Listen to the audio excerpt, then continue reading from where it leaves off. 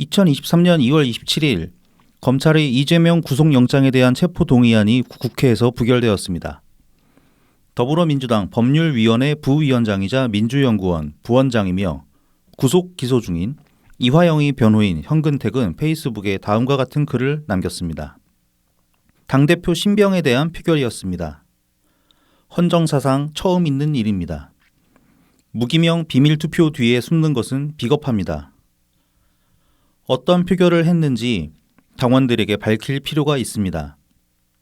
본인이 밝히지 않더라도 알 수 있는 방법은 얼마든지 있습니다. 평소 당 대표에 대한 입장을 보면 됩니다. 표결 이후의 언행은 분명한 징표가 될 것입니다. 헌정사상 처음 있는 건 당대표 신병에 대한 표결뿐만이 아닙니다. 이재명의 혐의들도 지자체장으로서 헌정사상 유례없는 규모의 비리들입니다. 이런 수준의 혐의자가 집권여당의 대권주자로 대선 낙마 이후 곧바로 국회의원으로 또 당대표로 선출된 것도 유례없는 일입니다. 체포동의안이 무기명 투표로 처리되는 것은 1952년 제정된 국회법 112조 인사에 관한 안건은 무기명 투표로 표결한다는 규정에 따른 것입니다. 찬반 양론이 있을 수는 있겠습니다만 불체포 특권에 나름의 맥락이 있는 것처럼 무기명 투표 또한 의원들의 소신 투표를 위한 최소한의 장치라는 시각도 있습니다. 무기명 비밀 투표 뒤에 숨는 것이 비겁하다는 말은 참으로 민망합니다. 그 무기명 투표는 바로 불체포 특권이라는 방패 뒤에 숨으려는 이재명의 거취를 결정하는 투표였기 때문입니다. 취지를 납득할 수 없더라도 둘 다 제도적으로 보장된 권리입니다. 법으로 보장된 권리 중 어느 하나는 정당하며 다른 하나는 부당하다는 것은 법을 잘 모르는 일반인이라면 몰라도 법률적 맥락까지 꿰고 있어야 할 법률가라면 함부로 해선 안 될 말입니다. 법조인 현근택 씨에겐 기본적인 법률 소양이 부족해 보입니다. 법으로 보장된 권리는 모두에게 동등하다는 원칙 정도는 잊지 마시길 바랍니다. 법을 무시한 발언들로 당장은 개딸들의 호응을 얻을 수 있을지 모르겠습니다. 하지만 앞으로도 정계 진출은 요원해 보이니 법조인으로만 쭉 살게 될 것 같은 현근택 씨의 미래엔 변호사라면서 법도 모르냐며 발목을 붙잡을 흑역사로만 남게 될 것 같아 보여 안타까운 마음에 드리는 충언입니다. 간에 붙었다 쓸개에 붙었다 소신 없이 이익만 쫓던 걸로 흑역사는 충분하지 않습니까? 안녕하세요. 오늘은 3월 3일 금요일입니다. 저는 나이브TV 블랙하우 BC입니다. 네, 호구맨입니다. 참 격동의 한 주가 또 지나갔습니다. 네, 그랬죠. 주초부터 아주 다이나믹했어요. 네, 그랬습니다. 저 27일이 화요일이었나 월요일이었나? 27일은 월요일이었습니다. 월요일 날 바로 그 체포동의안. 네, 그렇죠. 뭐 투표 들어가고 또 그것 때문에 또 시끄럽더니만 또 3일절 되니까 또 3일절 그 라이브를 보셨어요? 저는 그날 그 시간에 자고 있어가지고 나중에 그냥 글로만 봤는데. 예, 저도 그냥 그 글로만 봤습니다. 이게 참 진짜 역대급이죠. 이거 거의 참사 수준 아닙니까? 이 정도면 사실. 네, 좀 격하게 말하면은 좀 아무 말에 가까운 네. 네, 그런 기념사가 아니었나 싶습니다. 저는 이제 그거를 쭉 읽어보고 나가지고 처음 들었던 생각이 이게 참 말이라는 게 때와 장소라는 게 그래서 중요하구나 그런 생각이 들었어요. 그러니까 네. 어떤 말이든 간에 사실은 그 말 자체가 꼭 어떤 하나의 가치만 이렇게 딱 픽스되는 경우는 아니거든요. 심지어 패드립조차도 때와 장소에 따라서는 그게 뭐 패드립이라는 것 자체가 뭐 사람이 함부로 입에 담기 어려운 말들이긴 하지만은 때로는 그것도 나름의 효용 가치를 지닐 때가 있단 말입니다. 뭐 예를 들어서 페루나를 상대로 하는데 페루나를 상대로 1대1 상황에서 뭐 적대시한 대치 상태가 됐다고 싶다. 근데 상대방이 페루나야. 그러면은 뭐 경우에 따라서는 이 뭐 애비를 어떻게 한 놈아 그런 식으로 얘기할 수도 있는 거 아니에요? 이를테면은 진짜로 그런 짓을 한 새끼라고 치면은 만약에. 네네. 그러니까 저 윤석열이 이 한 그 3.1절 때 한 말도 그 말 문장 하나만 떼놓고 보면 어떻게 보면 이거 뭐 해볼 법한 말이다라고 할 수 있는 것들이 많아요. 예를 들어 가지고 뭐 시대적 흐름을 제대로 이제 따르지 그 파악하고 이제 그 흐름을 쫓지 못해 가지고 그 뭐 지지부진한 끝에 이제 나라를 뺏겼다 그런 과거를 잊어서 안 된다 그런 식으로 얘기를 했잖아요. 네네. 그것도 뭐 관점에서 보면은 그 애초에 이제 조선이 그렇게 이제 국군 침탈 당하고 한 게 그런 맥락이 뭐 없다고 할 수는 없잖아요, 사실. 네, 그렇죠. 네. 그게 뭐 이제 침략을 정당화 시키는 거 아니냐 그런 식으로 주장을 하지만 그거는 뭐 침략자로서는 그렇게 큰 침략자가 그렇게 얘기한다면 그건 이제 부당하다고 말을 할 수 있겠지만은 어떤 우리 이제 역사를 돌아보고 반성하는 의미에서 다시는 그런 일이 되풀이되지 않기 위해서 그렇죠. 어떤 경각심을 갖자는 차원에서 그런 말을 한다고 치면은 뭐 사실 못할 말은 아닐 수도 있어요. 근데 3.1절이 어떤 날입니까, 대체? 그렇죠. 그 독립투쟁을 하면서도 어떤 그 단순히 우리나라의 어떤 그냥 그 우리나라 안에만 바운더리가 머물러 있지 않고 이게 어떤 전 세계에 대고 내는 목소리였잖아요. 그 목소리 자체가 네네. 되게 비폭력적이고 그다음에 인류의 어떤 이제 인류적 공통의 가치를 주장한 그런 날이었기 때문에 그래서 특별히 3.1절을 기념하는 거잖아요. 광복절 이외에. 뭐 독립운동사 중에 그렇게 역사적인 날들이 3.1절 말고도 많지 않았겠습니까? 뭐 이렇게 실제로 투쟁한 그 전투에서 승리를 거둔 날도 있을 것이고 뭐 여러 가지 이제 의사들이 이제 거사를 행한 날도 있는데 그런 날도 굳이 제쳐두고 3.1절을 그렇게 기념일로 정한 거는 그만큼의 각별한 의의가 있기 때문에 그날을 그렇게 기념일로 정했다고 저는 생각하는데 굳이 그날에 그럼 이제 3.1절에는 3.1절 의의가 이것이다라고 한 번 더 되새겨주는 말을 하는 게 중요하지 굳이 뭐 그날 돼가지고 무슨 뭐 나라 다시 뺏기면 안 돼 그런 소리 하고 있냐고 대체. 거기에다가 뭐 일본이 이제 협력 파트너라고 그렇죠. 네. 하는 것도 많은 분들이 화나게 하는 그렇죠. 뭐 이유 중에 하나였죠. 근데 사실 협력 파트너라는 말도 할 수 있어요. 어떤 네. 맥락에 따라서는. 그리고 뭐 그게 이를테면은 문재인 정부 때 우리가 이제 대통령께서 다시는 우리는 일본에 지지 않겠다고 선언을 하셨잖아요. 네. 그러면서 실제로 어느 정도 성과를 거뒀고 그 뒤에 어떤 국력이 신장된 면이나 뭐 경제력 면도 그렇고 여러모로 볼 때 지금 우리가 이제 일본에게 그렇게 꿀리지 않는다라고 말하는 수준까지는 우리 입장에서 보기엔 대등하다고는 우리가 앞선 면도 있다 그렇게 이제 보는 입장까지 왔잖아요. 네네. 그러니까 그런 차원에서 우리가 더 이상 일본에게 숙이고 들지 않기 때문에 말 그대로 너랑 나랑 이제 우리는 어깨를 나란히 할 수 있는 그런 눈높이가 됐다. 그러면 우리 관계를 다시 재정립하자. 그냥 우리는 그냥 동등한 위치에 서서 같은 가치를 표방하는 파트너가 될 수 있다. 그런 뉘앙스로 만약에 그 말을 한다고 하면 그리고 그게 3.1절이 한 말이 아니라고 하면은 해볼 법도 한 얘기일 수도 있을 거예요. 예. 차라리 뭐 광복절이면 예, 뭐 그럴 수도 있죠. 그래도 좀 네. 할 수 있는 여지가 생기는데. 그렇죠. 투쟁사가 아니고 이제 극복한 이후의 이야기니까 또 광복절 또 다르니까 기념하는 게. 근데 3.1절이 굳이 그 소리를 왜 하냐고. 가뜩이나 친일 정권 소리도 많이 듣는. 그렇죠. 그리고 지금 뭐 일본하고 또 관계도 좀 애중간하고 어떻게 뭐 때리값 세우는 것도 아니고 정리 안 된 문제들 자꾸 그냥 어떻게든 퉁치고 넘어가려고 그러고 그런 면도 있고 그런데 그리고 그 문장 전체적으로 쭉 놓고 보면은 뭐랄까 알맹이가 하나도 없지 않습니까? 그게. 네네.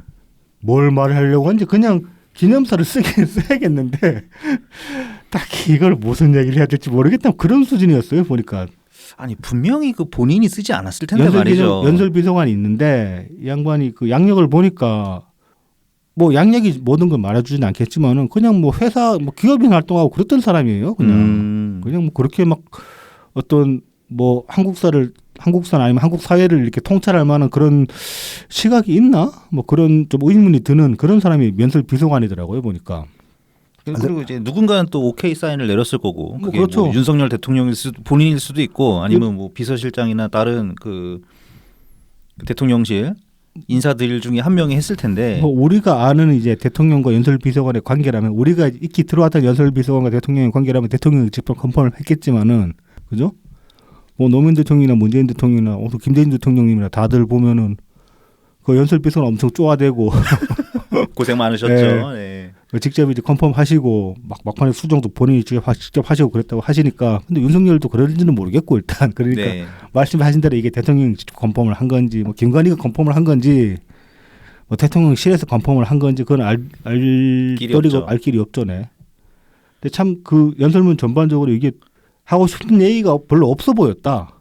저는 그런 느낌이 들더라고요 보니까. 네. 그냥 구색 맞추기식으로. 그런데 그 이제 좀 일본의 이제 숙이는 발언 혹은 이제 친일 발언이라고 할 만한 그런 발언들을 했는데 그 나름의 맥락은 있는 것 같아요. 그러니까 왜 그랬는지는 이유는 있는 것 같아요. 지금 그 올해 일본에서 그 G7 정상회담 열린다고 하지 않습니까? 아, 그게 일본에서 열리는구나. 네네. 그래서 네. 작년에 그 저기 초청 받고 싶었는데 못 받았잖아요. 그래서 면이 안 섰잖아. 쪽 좀 팔았잖아. 네네. 왜냐면 문재인 대통령 시절에는 막 초청 받은 정도가 아니지. 초청 받아가지고 거의 그 인싸로 있다 오셨으니까 인싸로 그렇죠. 대접받고 오셨으니까 윤석열도 그렇죠. 좀 그런 이제 모습을 만들고 싶은데 택도 없었잖아요 작년에. 네네. 그래서 이제 올해 뭐 어떻게 좀 초청 받아볼까 그런 마음에 네. 말하자면 좀 나쁘게 말하자면 일본한테 꼬리 한번 친 거 아닌가. 이제 뭐 자기 나름대로 립 서비스라고 할 수도 있겠죠. 근데 립 서비스는 립 서비스 차원이라고 만약에 본다고 쳐도 이 일본도 별로 이거 뭐야 싶을 걸. 왜냐하면 연설문 자체가 너무 형편 없었기 때문에 네. 이게 어떤 맥락도 안 나와요. 그냥 뜬금없는 소리 툭툭 던지고 그냥 맨날 하는 그냥 맥업 맨날 해서 맥업 그 말을 던져봤자 별로 이렇게 임팩트가 없는 맥없는 소리만 툭툭툭 쭉 나열하다 끝났단 말이지. 그리고 또 이제 이 연설문 나오고 나서 안 그래도 사람들 빡쳤는데 이제 불을 질렀죠. 그 저기 어디야 세종시에서. 네네네네. 별 이상한 사람이. 뭐 그 사람은 뭐 자기가 저 입주자 그 저기 뭐 등록소인가 거기에는 한국인으로 기재를 해놨는데 뭐 사람들이 항의하고 그러니까 자기 일본 사람이라고 그랬다며 자기 부부는 일본 사람이라고 그러고 뭐 그 저기 대문에 써놨던가 무슨 저기 일본어로 저기 성경 구절 막 써가지고 붙여놓고 자기적으로 문제 있는 사람 같아. 그러니까 그 사람이 그러는 바람에 또 안 그래도 이제 그 윤석열 대통령의 반감 가진 사람 분들도 많고 뭐 충분히 이해가 가잖아요 사실. 그 동안에 이제 집권 이후에 좋게 한 것들 봐도 이제 그런 반감 가진 분들은 딱 빡치게 됐다. 이것이 대통령이 친일파니까 저런 이상한 친일파 새끼가 날뛴다 그런 얘기까지 나오고. 그래서 그 대통령씨의 그 양반이 정말 윤석열 대통령을 지지하시는 분이면은 그 처신 참 잘못하신 거다. 그 뭐라 그러지? 그 옛날 표현으로 고도 그 뭐야? 고도의 까 고도의 까. 빠인 척하는 고도의 까. 네. 뭐 그렇다면 성공한 거겠지만 그런 것 같아 보이지도 않고 이거는 딱히 참 그래서 괜히 불난 집에 이제 기름 들이붓는 격이 됐다. 뭐 그런 그렇게 됐죠 사실. 네네. 그 덕분에 좀 그 이 민주당 내용이 하루 이틀 정도는 살짝 묻힌 감은 있어요. 뭐 그런 거 세죠. 네, 이거 워낙 그리고 좀 정말 원초적인 한국 사람들 원초적인 감정을 건드린 게 되나 가지고. 그렇죠. 네네. 참 그 일본에 대한 감정은 참 진짜 이거는 이거 유전자를 이어받는 것 같은 느낌이 들어. 저도 고등학생 때만 해도 막 그 저기 한때 막 일본 문화에 물들어가지고 막 저기 되게 막 일바짓하고 그랬던 적도 있었거든요. 근데 오래 안 가. 그건 그거고. 네, 그건 그거 다시 이제 한때 좀 심취해가지고 아씨 이거 조선이 뜰빵 해가지고 우리 먹힌 거 아니야 그래가지고 생각해본 적도 있었어요. 고딩 때만 해도 그랬는데 진짜로 오래 안 가. 근데 그렇죠. 말씀하신 대로 좀 몇 년 더 지났더니 그건 그거고 뭐 우리가 뜰빵에서 먹혔거나 말거나 뺏은 새끼가 나쁜 새끼 아니야 그런 생각을 다시 하게 되는 거지. 그렇죠. 네네. 네, 어쨌든 뭐 가끔 뭐 본의 아니게 윤석열 정부를 실드 칠 네. 때가 묘하게 그런 포지션에 쓸 때가 가끔 있는데 이거는 전혀 이거는 아니죠. 뭐 얄짤 없고 네, 얄짤 없죠. 항상 그런 거 하면서도 우리 꼭 끝에 덧붙이는 말이 있잖아요. 윤석열 정부에 잘하자. 대해서 잘 좀 해라. 잘 좀 해라. 하지만 기대는 안 된다. 그렇죠. 뭐 기대는 없지만은 네. 뭐 그래도 기본은 해라. 기본빵이라도 해라 그건데. 네. 어쨌든 정말 못했다 이번에. 이건 좀 심각합니다 진짜로. 네네. 오죽하면 이제 북한에서 이거에 관해서 언급을 안 하고 그냥 일본만 갔던가 3.1절 날. 일본을 일단 못 갔죠. 네. 잘 패잖아요. 북한이 네. 또 그건 잘하잖아요. 네. 그러니까 이게 그 다시 말씀드리면 어떤 유화의 제스처를 3.1절에 취할 수도 있을 겁니다. 뭐 경우에 따라서는. 근데 이제 뭐 그 스탠스는 제껴놓고 일단 연설문 자체만 놓고 봐도 이게 어떤 의미로 받아들이더라도 너무 못 썼다. 일단 성의가 없었다. 네네. 그러니까 못 쓴 것도 못 쓴 거고 성의가 없었어요. 그 연설문 자체가. 그래서 그래도 우리나라 대표하는 사람인데 대통령이 국가의 기념일에 내는 말하자면 입장문인데 이게 이렇게까지 성의 없이 엉성하게 나온다는 것 이 자체로도 문제가 된다. 네. 그런 생각도 들었습니다. 그래서 연설 비서관을 교체를 하시든지 좀 정말 문필가다운 사람 하나 어디서 초빙해 와가지고 연설 비서관을 교체를 하시는 게 낫지 않을까. 뭐 이제 그런 생각도 듭니다. 한둘이 아니야. 교체하고 싶으면 그냥 아예 통째로 다 바꿔버리고 싶기도 해요. 뭐 사실 뭐 저 이재명만 아니면 윤석열 대통령을 앉히고 싶은 사람이 어디 있겠습니까? 우리 중에도. 네, 참 갑갑한 네, 네, 갑갑합니다. 3.1절 기념사였습니다. 네네. 자, 그래도 저희를 후원해 주시는 고마운 분들 네. 절대 잊지 않습니다. 네. 네, 후원 계좌를 통해서 귀여운 감자님, 트친 S님, 고추 죽은 이재명님, 지난주에는 고추든 김어준 네. 네. 같은 분인 것 같습니다. 네. 그리고 마지막으로 친절한 이순씨님 후원해 주셨습니다. 네, 감사합니다. 감사합니다. 그리고 제공입니다. 웰컴퓨터입니다. 부산 사하구 개정로 221 사하시장 복개로 입구에 있습니다. 070-8742-9595 051-271-0066입니다. 트위터에서 웰컴퓨터, 인스타그램, 페이스북에서 웰컴퓨터 골뱅이 AIRSEE 숫자 12로 검색해 주시면 됩니다.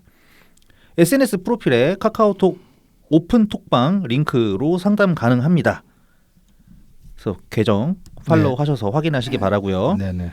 2009년부터 오랜 조립 경험을 바탕으로 가장 적절한 부품을 구성해 조립해 드립니다.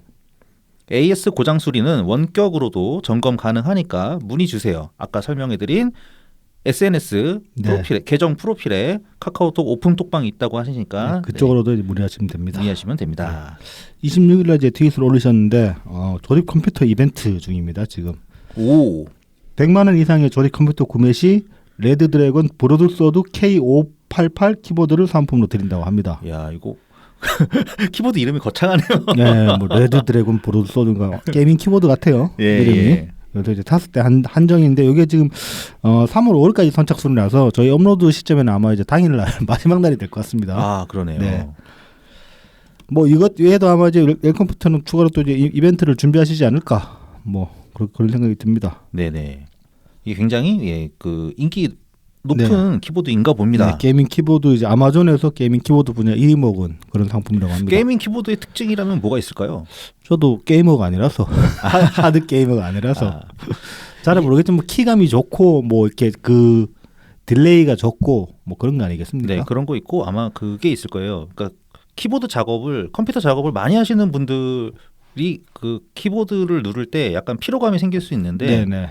가볍게 늘리고 이게 그 다시 눌렀다가 올라오는 반동이랄까 네네. 이런 게 좋아서 네. 그 손가락 피로감을 좀 줄여줄 수 있는 그런 장점이 아마 있을 겁니다. 네. 뭐 어쨌거나 좋은 거라고 하니까. 네. 자, 그 다음은 달품은 농장입니다. 트위터 달품은 농장 골뱅이 DALPUMEUN 인스타그램 달품은 농장 _ 농사짓는 문파 골뱅이 DALPUM 숫자 1입니다.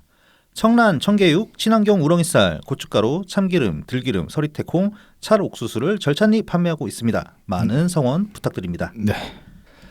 자 이제 이번 주는 이걸 이야기를 안 할 수가 없죠. 체포동의안. 네네. 네, 그래서 이제 하나씩 좀 뭐 저희 나름대로 이렇게 좀 짚어보겠습니다. 일단 이제 그 이제 역대 체포동의안 이게 통계가 있더라고요. 제가 이렇게 그 기사를 찾다 보니까 여기 이제 26일날 SBS 뉴스 8에 올라온 그런 내용인데 보면은 지금까지 국회에서 표결된 체포동의안이 총 66건. 이게 이제 26일날 올라온 뉴스니까 이재명 체포동의안 전날이죠. 네네네. 이재명 체포동의안이 치면 67건이 되는 거죠. 네, 그러네요. 66건이 이제 이재명 체포동의안 전까지 한 게 66건이고 그 중에서 가결된 게 16건밖에 안 된다고 합니다.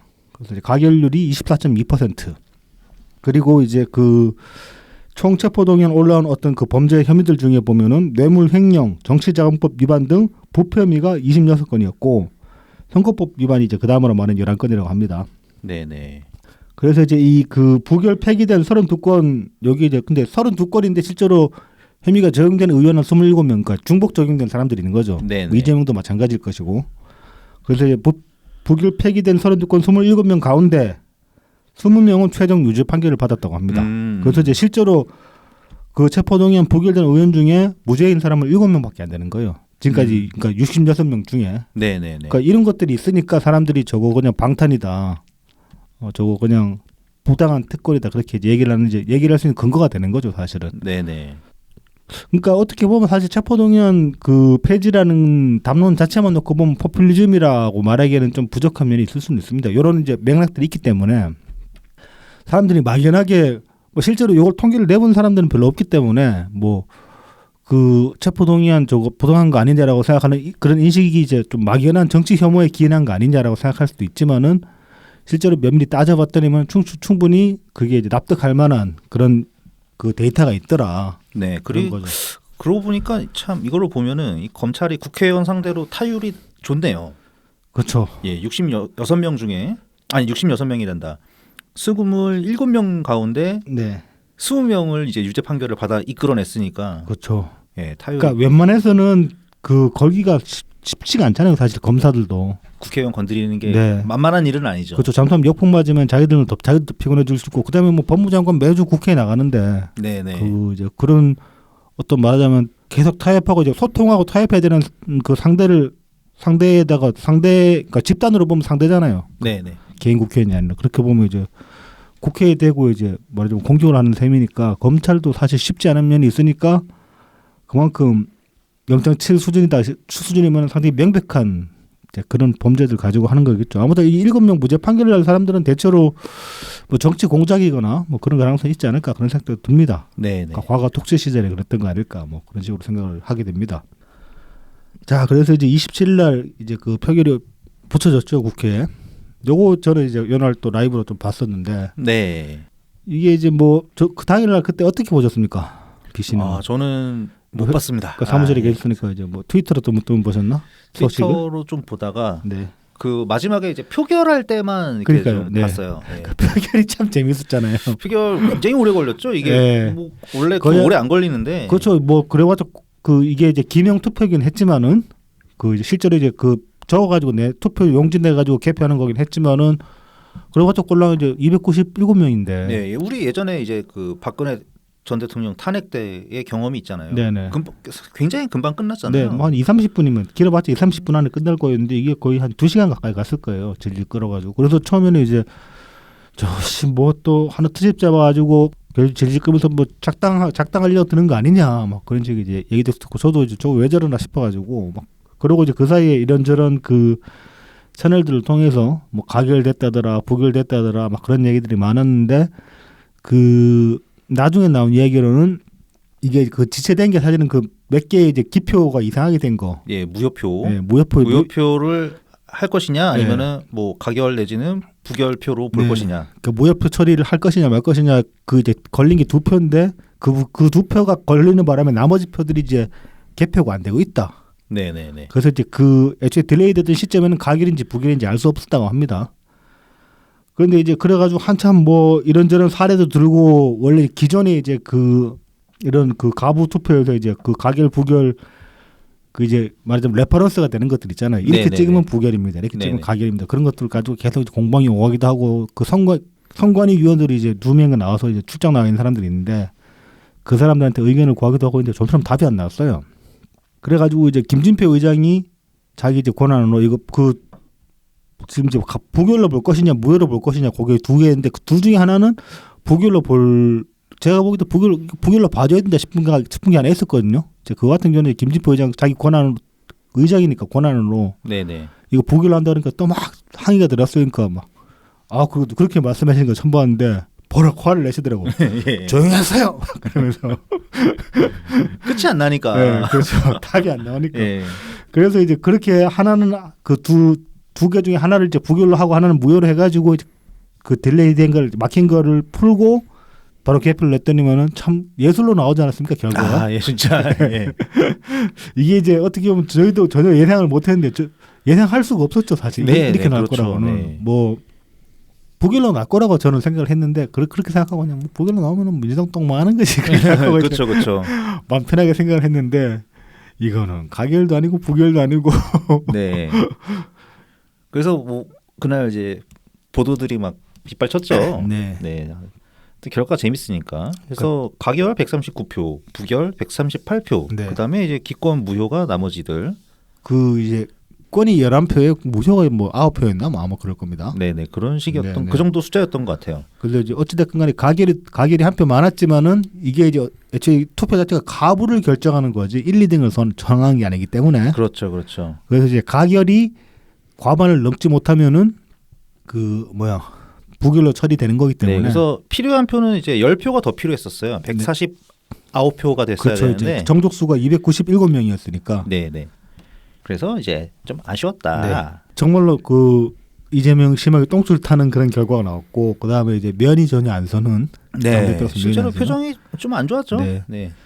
그 저는 이제 결과 나오자마자 이거 노웅래한테 졌다고 막 비웃었는데 저기서 올렸는데 그게 무슨 다들 그러더라. 그 제가 노웅래한테 졌다고 비웃고 나니까 마치 제 자랑들을 하자면은 제가 그 말을 제가 알기로는 제가 그 말을 제일 먼저 던진 것 같은데 그러고 났더니 막 기사에서도 막 인용이 돼 그런 식으로 인용은 아니지 자기들 기사도 그렇게 쓰더라고요. 노웅래한테 졌다고. 그 노웅래 같은 경우는 그 부결이 161표가 나왔잖아요. 네, 맞습니다. 그러니까 당 내에서의 결집력이 부족한 거 아니냐. 네, 민주당 숫자가 이제 네. 169명이니까 9명이죠. 네. 뭐 거기에 뭐 민정배라든가 이제 끼면은 뭐 한 170석 좀 넘어가는 거죠. 그렇죠. 네. 근데 이제 가결이 139표. 이게 뭐야? 그 공개적으로 이제 체포동의안 찬성을 던지겠다고 밝힌 곳이 국민의힘 그리고 정의당 네. 거기 플러스 이제 시대전환 조정훈 의원 정도 하면은 이게 124표인가 121표인가 뭐 그 정도 돼요. 거기다 뭐 양양자 의원 정도는 네까지 하면은 그러니까 130표가 안 되거든요. 그렇죠. 그러니까는 이제 진짜 아슬아슬했죠. 만약에 무효 기권 이런 쪽이 네. 가결로 딱 던져버렸으면은 네. 보내버릴 수 있었던 거거든요. 예. 근데 보내지는 것도 아니고 사실 그래봤자 또 영장 그 심사 그쵸, 받아야 그쵸. 되고 뭐 실질 네. 심사에 또 어떻게 나올지도 알 수 없고. 자, 근데 어찌됐건 간에 이게 이제 이 결과가 그 민주당 내에 이제 결집력을 잃었다. 이재명이 민주당 내에서의 지배력을 많이 상실했다. 그렇게 이제 보여지려면 분명한 거죠. 어찌됐건 간에 민주당 전체가 다 그 단일 대우의 목소리를 내주지 않았기 때문에. 그러니까 뭐 그 의원총회도 했잖아요. 네네. 민주당에서 네. 그러고서 굳이 이제 당론으로 정하지는 않았었단 말이죠. 당론으로 정하지는 않았지만 뭐 서른 의원 같은 경우에 뭐 일단 부결해 주기로 했고 그 뒤에 뭐 이재명이 거취를 결정해 주기로 했다 그런 식으로 얘기도 네, 하기도 그런 얘기 했었고. 많았고 뭐 박홍근 원내대표 같은 경우에는 굳이 뭐 당론으로 정하지 않아도 될 정도로 뭐 총의가 다 체포동의안에 반대표를 던지는 걸로 모아졌다. 네. 뭐 이렇게 했는데 네. 이게 뚜껑을 딱 까보니까 이게 공연불이 돼버렸거든요. 그렇죠. 예. 그 서른 의원 그 소리 같은 경우는 좀 많이 한심했어요 사실은. 그게 이제 그 뒤에 나온 얘기가 이재명이 실제로 뭐 어떻게 자기 그 당 대표로서의 거취를 정하겠다라고 자기 입으로 말한 게 없다고 합니다 당시에. 말한 거 없고 그냥 이제 서른 의원이 이번에 부결시켜 줄 테니까 당 대표 근데 계속 이게 당이 이제 이런 식으로 끌려가는 거 곤란하니까 좀 당 대표 그 위치에서 내려온 것도 이제 고사 생각해봐야 되지 않겠냐 그래서 얘기를 하니까 이재명이 그냥 그 말 듣고 고개만 끄덕끄덕 했다고 해요. 근데 그게 수긍의 끄덕끄덕인지 그 말 잘 들었다는 의미의 끄덕끄덕인지는 이재명밖에 모르는 거잖아. 그렇죠. 네네. 근데 그 끄덕끄덕을 그냥 수긍의 의미로 알아듣고 그런 식으로 이제 엄포를 한 거예요. 서른 의원이. 그것도 참 안심한 소리도 사실은 그러니까 그렇게 보면은. 뭔데 어찌됐건 간에 이 이제 139, 138이라는 이 숫자 때문에 아직까지도 이제 민주당이 이제 아주 시끄럽고 난리도 아니죠. 네네. 그리고 실제로 이탈표가 그 169에서 이제 138이니까 31만 빠졌는지 31 이상으로 빠졌을 가능성이 크죠 사실은. 뭐 국힘당에서 역공작 들어간 표가 없을 리가 없고. 네네. 뭐 많지는 않겠죠. 근데 이제 어느 정도 그렇게 전략적으로 생각하고 표 찍은 사람이 없지는 않을 거라고 보거든요. 왜냐면 이제 부결표가 많으면 많을수록 그 여론에서는 민주당한테 유리한 게 아니었기 때문에 뭐 어차피 부결될 거 그냥 화끈하게 밀어줘서 민주당 개망신하게 만들자 뭐 그렇게 이제 생각할 수도 있는 거니까. 네네. 그래도 이제 아무튼 뭐 지금 보면은 막 이 부결표 가지고 이제 또 뭐 여러 가지 논란이 가결표 가지고 이제 여러 가지 논란이 많습니다. 이건 조금 뒤에 가서 얘기를 하기로 하고 일단 네. 이제 그래서 이제 앞서서 그 표결에 앞서서 이제 한동훈이 체포동의 요청 발표문을 이제 발표했고 그다음에 이어서 이제 이재명이 입장문을 발표를 했습니다. 그 이제 한동훈 그 체포동의안 발표문 같은 경우는 이게 이례적으로 길었어요. 그 지금까지 이 체포동의안 발표문이 이제 그 검찰총장이 나와서 이제 검찰총장이나 법무부장이 나와서 발표를 할 때 보면은 평균적으로 한 4분에서 5분 정도 길어봤죠. 보통 한 3분 내외였어요. 네. 근데 이게 지금 15분 정도 되거든요, 분량이. 그러니까 굉장히 분량도 많고 좀 상세했습니다. 그래서 이제 저는 이걸 보고 이제 어떤 느낌이 들었냐면은 그 노웅래 체포동의안 때 그때 이제 한동훈이 제대로 이거 발표문 때 좀 잘 못해가지고 의원들의 반발을 산 면이 있다. 그런 식의 이제 이후에 이제 분석들이 있었거든요. 해석이나 분석들이 있었는데 그걸 의식한 건지는 모르겠는데 이번 발표문 같은 경우는 저도 이제 그런 느낌을 받았어요. 그러니까 노웅래 체포동의안 때만 해도 이게 이제 어떤 의원들한테 싸움을 거는 듯한 이거 봐라 이게 내 말이 맞지 않냐. 그래서 싸움을 거는 듯한 그런 느낌이었다면은 뭐 제가 이제 방송에서도 몇 차례 말씀드렸습니다만 키베라는 게 상대방 이기려고 해봤자 못 이기잖아요. 네네. 정신승리 해버리면 끝나니까. 그래서 결국은 효과적인 키베라는 거는 그 키보드 배터리를 보고 있는 갤러리들을 설득시키는 거란 말이죠. 그렇죠. 네. 그러니까 말을 상대방한테 떠지는 것 같지만 실제로는 갤러리들 보라고. 갤러리들한테 이제 이러저러한 사실관계들을 쭉 나열해가지고 이래서 내 말이 옳다라고 주장하는 그러니까 그런 글을 남겨놓는 것 자체로 이제 저는 그게 이제 키베가 가질 수 있는 어떤 의의라고 생각하는데 한동훈 장관은 이번에 한 전략이 그런 것 같아요. 그러니까 그 국회에 있는 의원들한테 하는 얘기가 아니라 그걸 이제 사람들이 방송을 통해서 보고 있는 사람들도 있고 이제 일반 여론 나중에 기사를 통해서 접할 이제 그 일반 시민도 있으니까 그 여론들을 향해서 하는 얘기 같았어요. 네네. 그래서 이제 설명도 막 비유를 들어가면서 되게 친절하게 설명하는 면도 있고 그러니까 상세하게 최대한 쉽게 풀어서 설명을 하다 보니까 이게 분량이 많아진 게 아닌가 그런 느낌을 받았는데 그래서 이제 뭐 그게 유효해서 지금 결과가 이렇게 나왔는지는 모르겠지만은 어찌됐든 간에 이번엔 저는 되게 효과적으로 설명을 했다. 네네. 발표문을 보면서 그런 생각이 들었습니다. 뭐 그런 반면에 이재명은 의외였던 거는 막 검찰 조사 받으러 들어갈 때는 그럴 때 보면 되게 말 주저리 많았잖아요. 그렇죠. 네. 근데 이번엔 비교적 짧았어요. 거기에 비하면은 한 3분 정도 짧게 끝냈는데 내용은 뭐 별반 다른 거 없고 뭐 막 발표하러 나올 때 그 입장문 발표하러 나올 때부터 배 쑥 내밀고 막 되게 의기양양한 그런 모습이었는데 배 많이 나왔더라고요. 네. 배 더 내민 것 같기도 해. 더 내민 당당한 척. 괜히 그러려고 그러다 보니까 배가 더 튀어나온 것 같기도 한데 뭐 이제 시간이 갈수록 저희가 이번 주 썸네일 그걸로 쓸라나 모르겠다. 지금 아직까지 저 좀 고민 중이긴 한데 네. 아무튼 썸네일에 그 사진 올라갈지도 모르겠습니다만 아무튼 이제 그 시간이 지날수록 얼굴이 썩어가는 그런 모습을 보였죠. 자, 그래서 한동훈 발표문을 보면은 크게 이제 그 세 가지 혐의를 들고 있습니다. 위례 신도시 관련해 가지고 이제 부패방지법 위반, 그다음에 대장동 관련해서 또 부패방지법 위반, 그리고 이제 성남의 부시건, 요거 세 가지를 이번에 이제 그 영장에 적시한 이제 혐의들인데 요 관련해서 이제 설명을 해놨는데 뭐 사실 모르시는 내용은 하나도 없습니다. 네네네. 하지만은 요것들을 한번 저희 방송에서 다룬 적이 없기도 하고 그렇잖아요. 저희들은 지금 그동안 그 이재명 관련 수사 관련한 현안들을 의도적으로 빼왔잖아요. 그게 이제 정신이나 이제 유신에서 잘 들어주시니까. 뭐 그래서 한 번쯤 이제 그 정리하는 차원에서 그리고 한동훈이 정리를 잘 해놨기 때문에 그걸 따서 한번 이제 한번 되짚어 보자. 뭐 그런 의미로 이제 한번 쭉 이야기를 해볼까 합니다. 그래서 이제 첫 번째 위례 신도시 개발 부패방지법 위반 혐의 요거는 정진상, 유동규, 남욱 등과 공모해서 2013년부터 2018년까지 사업 시행 세부 계획 등을 유출하고 서로 짜고 공모 지침서를 만들어 공개 경쟁을 무력화하여 남욱 등 유착된 민간업자들이 211억의 불법 이익을 취득하게 했다는 것. 요걸 이제 설명하면서 이제 예를 잘 줬죠. 그래서 영업사원이 이제 100만 원짜리 휴대폰을 주인 몰래 아는 사람한테 10만 원에 팔고 나가지고 주인한테 나 10만 원 벌었어요라고 얘기한 게 맞냐고 주인한테 90만 원 손해를 끼친 거지. 그렇죠. 네, 이제 그렇게 이제 얘기를 했습니다. 그러면서 이제 10만 원에도 벌어준 게 어디냐? 이거는 변명거리도 못 된다. 그렇게 얘기를 했습니다. 자, 그리고 두 번째는 이제 대장동 개발 사업 관련 특경법상 배임 이해 충돌 방지법 위반 혐의.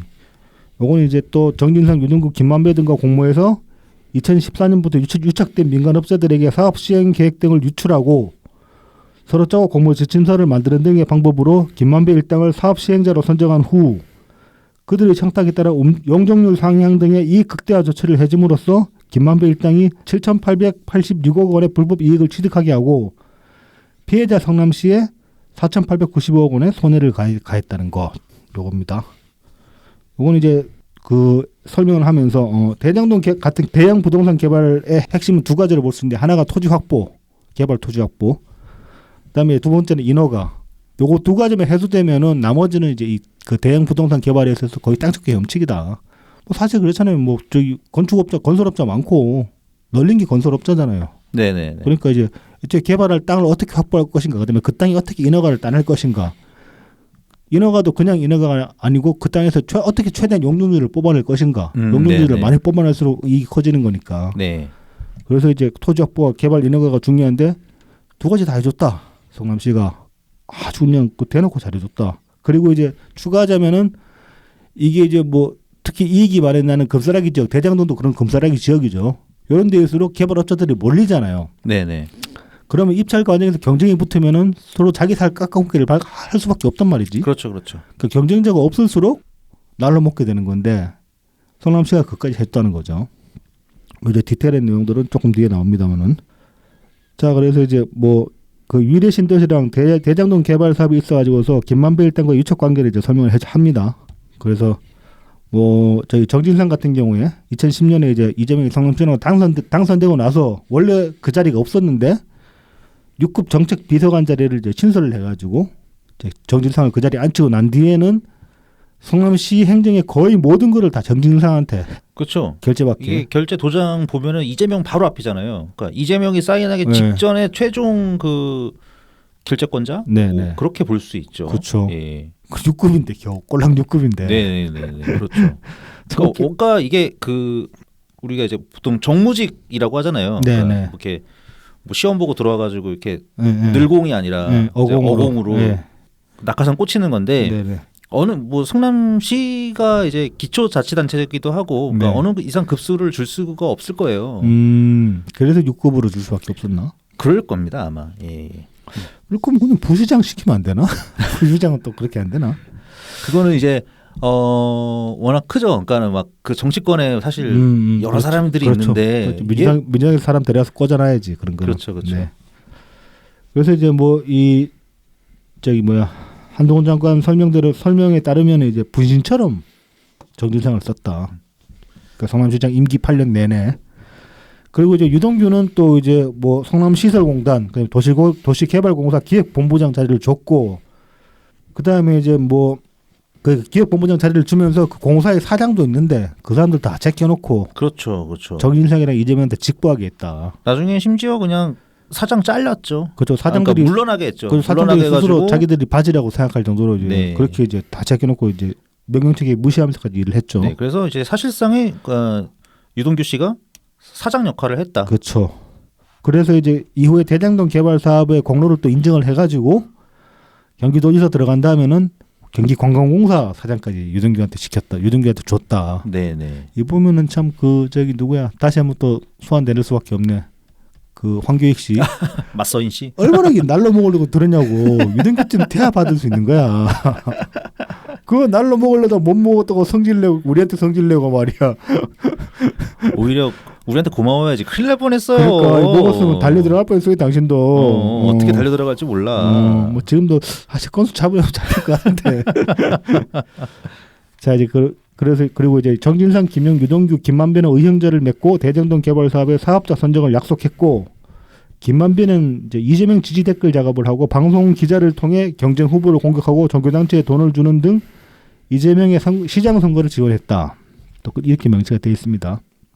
현재 이제 그래서 2014년 성남시장 선거 당시 정진상과 김영은 김만배 일당으로부터 뇌물 수억 원을 받았고, 그래서 이제 김영은 2021년에 이제 구속이 됐습니다. 이거는 그 이재명 대선 경선 자금으로 8억 원을 김영이 받은 걸로 돼가지고 수뢰한 걸로 돼가지고 이제 구속이 된 상태고, 정진상은 유동규, 김만배와 대장동 특혜의 대가로 428억 원의 뇌물을 받기로 약속한 범죄 혐의가 소명되어 법원에서 구속영장이 발부된 상태다. 지금 구속됐나 정진상 다시? 나왔었나요? 뭐 나왔다. 정진상은 아직 안 나왔었을 겁니다. 그런가? 예, 김만배가 나왔다가 다시 들어갔죠. 그런가? 예, 예. 자, 요 두 개발 사업에 동원된 사기적 수법들이 어떤 게 있느냐? 그 이제 대표적인 게 이거죠. 대장동 토지 매입 때, 애초에 토지 매입할 때만 해도 이미 그 대장동 땅을 이제 그 매입하려고 돌아다니는 시점에 그 서판교 터널 공사가 착공이 이제 예정되어 있는 상태였는데 그 사실을 공표를 안 하고 숨기고 있는 상태에서 기존 대장동 그 땅 주인들한테 땅을 훨씬 싸게 매입을 한 거죠, 말하자면은. 매입을 하자 그래서 이제 땅 작업이 끝나자마자 서판교 터널 공사를 성남시에서 공표를 하고 그러면 그 시점에서 땅값이 팍 뛸 수밖에 없잖아요. 그렇죠. 그게 핵심이거든요. 그렇죠. 안 그러면은 그 대장동이 교통이 되게 나빠요. 그 터널이 뚫림으로써 완전히 이제 판교랑 다이렉트로 연결이 딱 되는 그렇죠. 네. 그렇게 되는 거거든요. 그래서 이제 이 땅을 이제 그 저기 뭐야 개발 컨소시엄에 대팔 때 그때는 그 올라간 땅값을 그대로 반영받았기 때문에 이것만으로도 거의 안전자리에서 몇 배의 시세 차익을 남긴 거죠. 어마어마할 텐데. 네. 그리고 이제 그 위례랑 대장동 공모 지침서를 만들 때 남욱 김만배 일당들과 함께 만들었다. 맞아요. 골 때리죠. 네네네. 야, 근데 이런 게 어딨냐 세상에. 아니 뭐 그 공모 지침서를 유출했다 업자들한테 돈 뭐 그 유착된 업자들한테 나중에 유출했다 그런 케이스는 본 적이 있는 것 같은데 직접 만들었다는 얘기는 전 처음 봐요 이런 거는. 정말 골 때려. 그냥 뭐 한 팀이니까 네. 이 사람들은. 그다음에 또 이제 공모 자격에서 건설사를 원천적으로 배제해달라는 김만배 일당의 맞춤형 청탁까지 그대로 반영해서 경쟁자 없는 독점 이익을 보장했다. 아까 이제 말씀드렸다시피 건설사들이 경쟁이 붙으면은 이제 입찰가를 제살 깎아먹기식으로 깎아야 되는데 그런 일이 아예 없었다는 거죠 애초에. 그다음에 이제 김만배 일당이 주인인 특정 금전 신탁, 이게 이제 뭐 천화동이나 화천대유를 말하는 거겠죠. 의 내역을 확인하고 폭증한 개발 이익 환수해야 한다는 성남시 실무자들의 반대 의견을 묵살했다. 그렇습니다. 이제 그 네. 공익 환수도 해야 되고 그다음에 저 천화동 화천대유 쟤네들 계속 파악해야 된다. 그런데 이제 이재명이 묵살했다는 거죠. 그런 이제 의견을. 자 그리고 이것도 이제 뭐 상당히 중요한 어떤 그 근거가 되는 건데 이재명이 이제 하남시가 수익의 60% 이상을 배당받은 사례를 이재명한테 보고를 했는데 성남시청 직원들이 네네. 이제 그 하남시 경우 60% 정도 이제 그 초과이익을 회수를 한 걸 예로 들면서 이제 대장동 사업자를 선정할 때 수익의 70% 이상을 받아와야 된다고 이제 성남시 실무진들이 이제 건의를 했는데 이것도 묵살했다는 거죠. 그리고 당시에 이제 보면은 경쟁 사업자가 이제 메리츠 컨소시엄 여기 같은 경우는 공모 지침서 기준 외의 추가 이익을 공사에 배분하겠다고 제안했는데 또 불구하고 떨어졌죠. 그렇죠. 훨씬 이익을 적게 주는 이 하나은행 컨소시엄. 네, 하나은행 컨소시엄 화천대유랑 얘네들이 이제 주축이 돼 있는 얘네들이 먹은 거죠. 네네. 자 이제 뭐 개발 관련해서는 요 정도로 이제 정리가 돼 있고 그다음에 성남 FC 관련해서는 특가법상 뇌물 및 범죄 수익 은닉 규제법 위반 혐의 이렇게 이제 두 가지 혐의가 있습니다. 그래서 정진상 등과 공모하여 2014년부터 2018년 자신이 무리하게 창단한 성남 FC가 곧바로 부도나 정치적 타격을 입는 것을 막기 위해서 네이버 도산건설 등 4개 기업에게 구체적 현안 해결 대가로 뇌물 133억 5천만 원을 성남 FC에 주게 하고 그 뇌물 범죄를 감추기 위해 희망살림이라는 단체를 끼워 넣어 범죄 수익을 가장했다는 것. 자 이제 뭐 애초에 이제 성남 FC를 창단한 게 이제 이재명의 치적 쌓기의 일환으로 이제 검찰에서 보고 있습니다. 근데 그래서 이제 애초에 그 성남 FC를 창단을 할 때 뭐 향후 몇 년간 최소한 구단이 버틸 만한 자금을 확보해 놓은 상태에서 창단을 해야 되는데 그것도 없이 그냥 무턱대고 창단을 했다는 거예요. 맨땅에 헤딩식으로. 그래놓고 정작 창단하고 나가지고 이제 뭐 월급 주고 해야 되니까 구단 운영하려면은 그 이제 운영비도 없으니까 창단과 동시에 곧바로 부도위기를 부도위기를 맞았는데 이걸 이제 해결하기 위해서 당시 어떻게 했느냐 이제 그 관내에 해결해야 될 현안이 있는 기업체들을 리스트를 쭉 뽑아가지고 그중에 좀 들이대볼 만한 업체들을 골라가지고 이게 애초에 그 기업체에서 성남시에 접근을 먼저 해온 게 아니고 성남시에서 기업체에 먼저 접근했다고 하죠. 그렇군요. 네, 영업을 들어간 거니까 그게 이제 광고 영업이라고 포장이 된 거야 말하자면은. 아 맞네. 네. 존나 웃기는 거죠, 그러니까. 대단하다. 네. 이거 좀 해주소 하고 이렇게 돈을 찔러준 게 아니고, 야, 그러면 좋은 거 있어, 좋은 거 있어. 이거 필요하지 않아? 이거 필요하지 않아?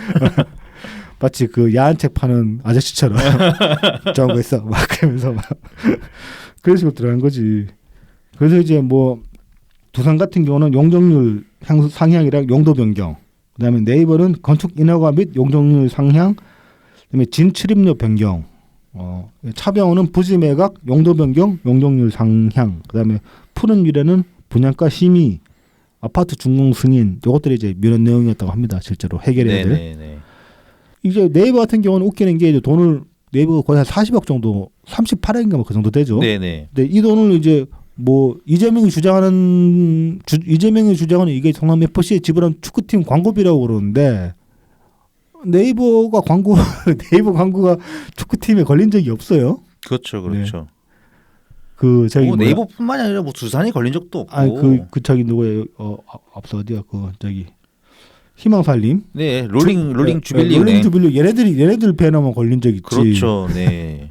그러니까 네이버 광고비라는 건 말이 안 된다 애초에. 그렇습니다. 네. 그리고 이제 또 보면은 이게 또 그 웃기는 게 후불제랑 할부식으로 이제 지급이 됐다. 요것들이 그래서 이제 그 청탁이 이루어진 걸 건건히 확인 후에 돈을 지급을 하더라. 이것도 일반적인 후원 행태는 아닌 거죠 말하자면. 네네네. 이런 게 있어 세상에. 통수 맞을까봐 얘네들도. 네.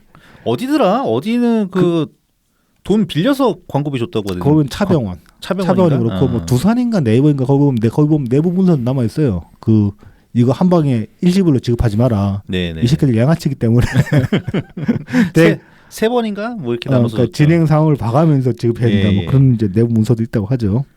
그래서 이제 관련한 증거들도 차고 넘친다. 그래서 뭐 그 한동훈이 구체적으로 다 밝힐 수는 없지만은 뭐 다수의 물적 증거들도 있다. 인허가 문서들 많이 남아 있죠 실제로.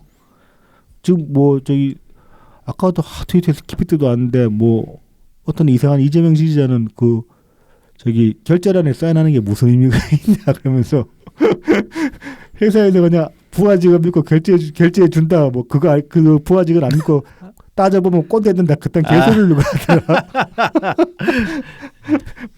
사회생활 한 번도 해본 적 없는 사람인 것 같아 그 사람은. 그냥 자기 망상 속에 사회생활이 있는 것 같아. 이런 분들이 그 부동산 사기 당하기 딱 좋습니다. 그렇죠. 네. 집 계약 뭐 이상한 거 계약하고서 나중에 쫓겨나는 거죠. 아니면 이제 인터넷에서 그 사이트 가입 잘못해가지고 막 좆대고 일결제로 돈 뜯기고 그런 사람들이야. 네. 그러니까 뭐 사회생활 얘기하는데 사회생활을 안 하고 계신 분 같더라고요. 그러니까요. 그 무슨 뭐 민영배 TV 어쩌고 하는 그 맞아요. 민영배 TV 뭐 네. 구독 뭐 해달라고 하던가. 네. 자, 뭐 다수의 인적 증거도 확보돼 있다. 그러니까 관련자들의 증언이 너무 방대하기 때문에 그런데 이제 그것들이 어느 정도 악의가 맞는 증언들이 있으니까 네네. 뭐 그렇다고 합니다. 자 이제 이어서 이제 이재명 입장은 이건 뭐 굳이 요약할 것도 없긴 한데 보면은 뭐 헌정사상 초유의 사태다. 초유의 사태인 건 맞지. 그렇죠, 그렇죠. 이때를 사기 이런 일이 없었죠. 네, 그러면서 뭐 또 나온다. 적극 행정을 통해 벌 만큼 벌었는데 더 많이 못 벌었다고 배임죄라고 누명 씌운다. 뭐 개발이익 70% 환수 못했다고 배임죄라는데 이게 뭐 무슨 기준이냐 그러면서 또 뭐 부산 LCT는 0%고 양평 공공지구 또 0%고 일반적인 민간 개발에 관한 무슨 죄가 되냐 뭐 그런 식으로 얘기를 합니다. LCT는 문제 많은 건 맞아요. 그건 그거대로 수사를 해야지. 그리고 뭐 여러 잡혀 들어갔어요. 뭐 전 해운대 구청장이라던가 뭐 관련인들 이미 그 형사처벌 받고 지금 복역 중인 사람들도 있고. 뭐 이제 당시 부산시장까지 타고 올라갈 수도 있죠 사실은. 근데 그런 면에서 좀 미흡했다면 미흡한 면이 있을 수도 있는데 뭐 그건 그거대로 지적할 수 있습니다. 근데 LCT 그럼 이재명 말대로 뭐 LCT 무죄라는 소리 아니야? LCT에서 뭐 시장이나 그런 이제 그 개발 권한을 가진 사람들이 잘못이 없다는 얘기 아니야? 이재명 말대로면은. 근데 그리고 아마 따져 보면은 뭐 최소한 대장동식의 그 기부 체납은 최소한 받았을걸요? 뭐 그렇겠죠. 그러니까 대장동 수준은 대충 받아. 그리고 아무리 해도. 그리고 이 공모 과정에서 뭐 이렇게 짜고 치는 고스톱판을 얼마나 벌였는지 그런 것들도 좀 잘 모르겠고. 네네. 뭐 아무튼 저는 LCT 문제 있다고 봅니다. 네. 그 공익 환수가 안 됐다고 그러거든요. 지금 보도된 걸로 보면은 그 시에서 부산시에서 때려박은 예산에 비해서 공익 환수율이 0%다 그런 식의 보도들이 있었어요 당시에 보면. 그래서 충분히 문제가 있으니까 LCT로 수사하면 되는 거고. 그렇죠. 고발해라. 모자란 게 있으면. 그러니까 증거 잡아가지고 고발하면 되는 거죠. 그렇죠. 그거 가지고 뭐 LCT는 나도 왜 나만 갖고 그래 그러는 거는 말이 안 된다. 이어서 이제 뭐 또 웃기는 소리 마지막에 하면서 끝을 냈는데 뭐 아무리 깊어도 영원한 밤은 없습니다. 매서운 겨울도 봄을 이기지 못합니다. 진실의 힘을 믿겠습니다. 국민과 역사의 힘을 믿겠습니다. 그러니까 국민과 역사의 힘을 제발 좀 믿으라고. 당신은 국민과 역사를 두려워하지도 않고 믿지도 않잖아요. 그냥 뭐 개딸만 보는 거죠. 그러니까 국민과 역사를 믿는다면은 그 국민과 역사가 내린 결정도 존중을 해야 되는데 존중을 좀 하라고 제발. 계속 그렇죠. 개딸만 믿고 있고 막 그 자기한테 안 좋은 어떤 결정과 그 결정이 나오면 부정하고 막 공작이네 그러고 있으니까. 자 이제 뭐 체포동의안 요 부결 이후에 이제 이번 주에 여론조사들이 있었죠. 있기는. 네네네. 관련해서 여론조사 한 2개 한번 살펴봅시다. 그러면. 네. 일단 뭐 매주 발표되는 이번 주가 그 격주로 발표하는 조사들이 좀 나왔어요. 네네. 그래서 그 중에 하나가 이제 여론조사 공정인데요. 네. 얘네들이 그 월요일하고 화요일 이제 이틀 동안 조사를 하는데 일부러 조사 시간을 월요일 조사 시간을 오후 4시 반부터 했어요. 타이밍 잡았네. 네, 타이밍 잡고 표결 딱 끝나는 시점부터. 네, 그래서 좀 최대한 그 반영을 하려고 표결에 대한 여론을 반영을 하려고. 그러니까 이 여론조사 공정하고 그다음에 미디어 토마토에서 이제 체포동의안 관련한 부결에 대한 여론조사를 진행을 했어요. 네네. 일단 여론조사 공정은요. 여기가 이제 여기도 무선 ARS 조사인데 여기는 좀 국민의힘 지지율이 좀 높게 잡히는 그런 조사 결과가 그런 스타일이에요. 최근에 좀 쭉쭉 벌어지고 있었어요. 그래서 이재명 체포동의안 부결에 대해서 잘한 결정이라고 응답한 사람이 42.8%, 그다음에 잘못한 결정이라고 응답한 사람이 49.7%로 약 7% 정도 차이가 났어요. 그래서 연령별로 보면은 20대 이하하고 60대에서 좀 다소 큰 퍼센트 차이로 잘못한 결정이라는 응답이 우세했고, 그다음에 30대랑 50대에서는 잘한 결정이라는 응답이 조금 앞섰고요.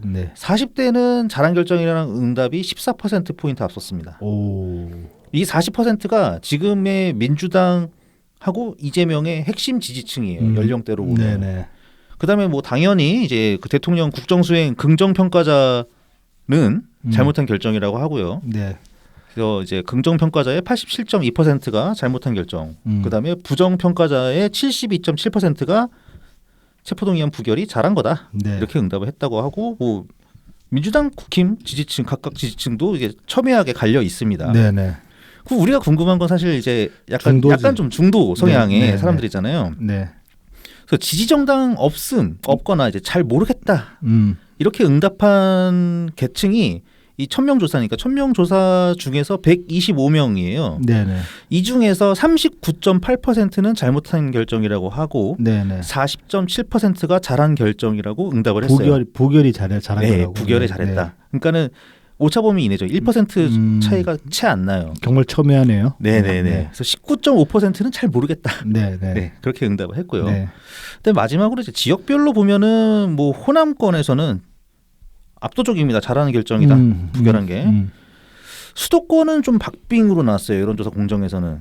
수도권이 이제 경기 인천 0.2% 포인트 차이로 박빙이고 그 외 지역에서는 오차범위 밖으로 뭐 충청, 서울, 강원, 제주 그리고 그다음에 뭐 이제 대구 경북, 부산, 경남, 부울경 여기는 다 오차범위 밖으로 잘못했다.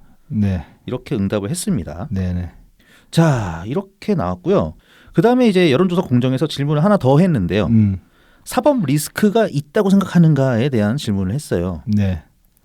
여기서는 체포동의안의 부결을 잘한 거라고 응답한 사람들 중에서도 사법 리스크는 있다. 그 응답한 사람이 더 많아졌습니다. 그러니까 있다가 59.3%, 그다음에 사법 리스크 없다고 응답한 사람이 34.3%. 이렇게 나왔습니다. 당연히 뭐 정당 지지층에 따라서 쫙쫙 갈리고요. 사법 리스크에 대해서는 이제 체포동의안을 부결을 찬성하는 측에서도 리스크는 있는 거 아니냐. 찝찝하다. 좀 찝찝하나. 찝찝하긴 하다. 뭐 그런 거죠. 응답한 사람들이 있었던 것으로 보입니다. 그다음에 이제 오늘 발표됐어요. 미디어 토마토 여론조사. 미디어토마토 여론조사는 이제 여론조사 공정에 비해서 민주당 지지율이 조금 더 네.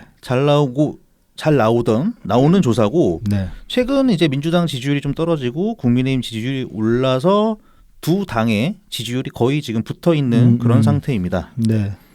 그런 상태고요. 그래서 이재명 체포동의안 국회 부결에 대해서 옳은 결정이라고 응답한 사람은 46.9%, 네.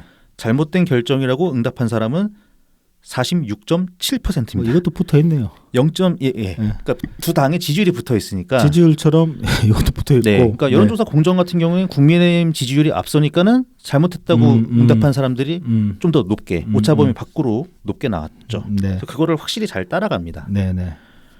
그래서 이 미디어 토마토 조사에서는 이제 지지 정당이 없다 또는 잘 모르겠다 이렇게 네. 응답한 이제 중도층, 네. 무당층이 네. 1000명 중에 101명인데요. 네, 네.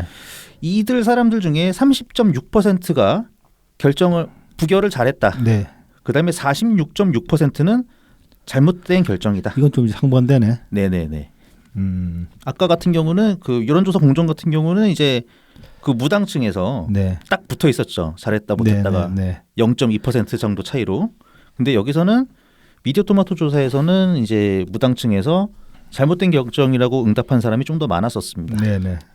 그다음에 뭐 지역별로도 이거는 비슷합니다. 여론조사 공정이랑 좀 비슷한데 이제 숫자 차이는 좀 있어요. 그러니까 서울이랑 충청 같은 경우에는 미디어토마토에서 그 1% 내외. 네. 그래서 굉장히 작은 차이로 네, 네. 잘못된 결정이다라고 네. 응답한 사람이 많았고 그 대신에 수도 경기 인천 같은 경우에 좀 많이 벌어졌습니다. 8.8% 포인트 차이가 나왔어요. 그다음에 그 외에 나머지 뭐 대구, 경북, 불경, 강원, 제주는 15% 이상의 큰 차이로 잘못된 결정이라고 응답한 사람들이 더 많았습니다. 네, 네.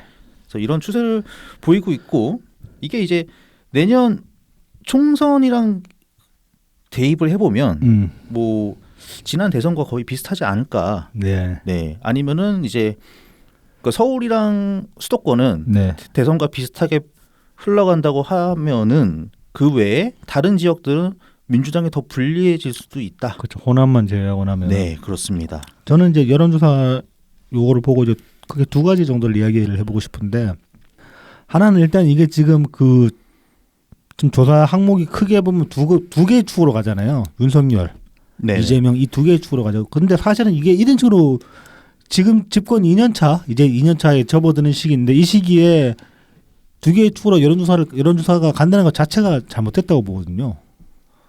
그리고 이제 둘 다 비판점을 그러니까 윤석열 비판에 대해서 여론조사를 하고 좀 이재명 비판에 대해서 여론조사를 하는 거잖아요. 말하자면은 네네. 이거는 크게 사실은 잘못된 거다.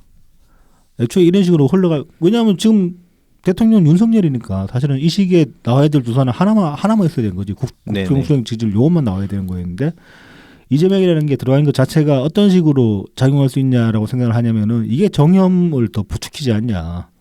그래서 이 어떤 지금 조사 결과 전체에 어떤 그 정치 의무에 기인해서 조사를 기피하는 사람들이 저는 어느 정도 있을 거라는 생각이 들거든요. 그러면 그런 사람들에 대한 어떤 보정치는 따로 이제 뭐 산술에 포함되는 게 있는가? 뭐 그런 이제 궁금증이 하나 듭니다. 네네. 뭐 그래서 이제 이 조사가 정말 온당하게 여론을 반영하고 있는가? 그런 뭐 의문은 좀 들긴 합니다. 근데 이제 뭐 저희가 지난주에도 말씀드렸다시피 이거 그냥 한 주에 나와 있는 숫자만 보고 판단할 건 아니기 때문에 전체적인 추세를 보는 거는 어느 정도 의의가 있기 때문에 뭐 그런 점에서는 계속 여론조사를 따라갈 필요가 있다고 보여지고 그다음에 미디어토마토의 요 조사 중에 좀 재미있었던 게 이제 지역별.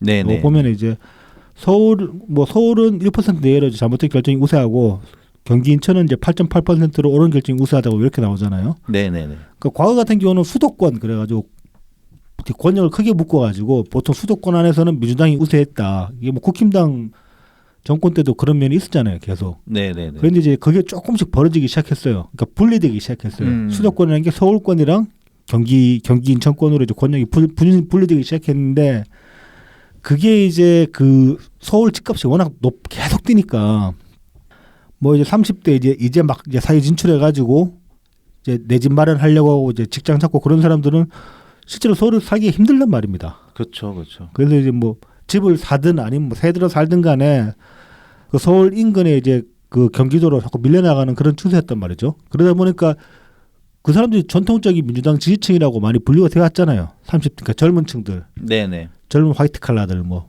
그런 사람들. 근데 그런 사람들이 자꾸 경기도로 밀려나다 보니까 그 서울에 남아 있는 사람들은 좀 말하자면 상대적으로 돈 있는 사람들, 그런 사람들이 서울에 이제 남게 되니까 전통적인 민주당 지지층이 경기도로 밀려나가는 경향이 있었단 말이죠. 그게 몇 년 동안 꾸준히 계속 일어나고 있는 현상이다 보니까 거기에 따라 가지고 그 원래는 서울도 완전 민주당의 텃밭이었는데 점점 텃밭이 아니게 돼가고 있는 거죠. 그런 반면에 이제 경기도가 이제 민주당의 텃밭으로 이제 확실한 텃밭으로 바뀌어가고 있는 그런 추세인데, 그렇게 보면 사실 이재명이 경기도지사 나온 거는 그 어느 정도 그런 전략적인 걸 염두에 둔 거 아닌가, 저는 그런 생각도 듭니다. 네. 그러니까 이제 새로운 그 민주당의 텃밭이 경기도가 되는데 거기에 자기가 확실하게 기반을 잡아두고 향후 이제 몇십 년간 뽑아먹을 그런 이제 자기 표밭으로 만들겠다, 그런 포석도 있었던 게 아닌가, 그런 생각도 듭니다.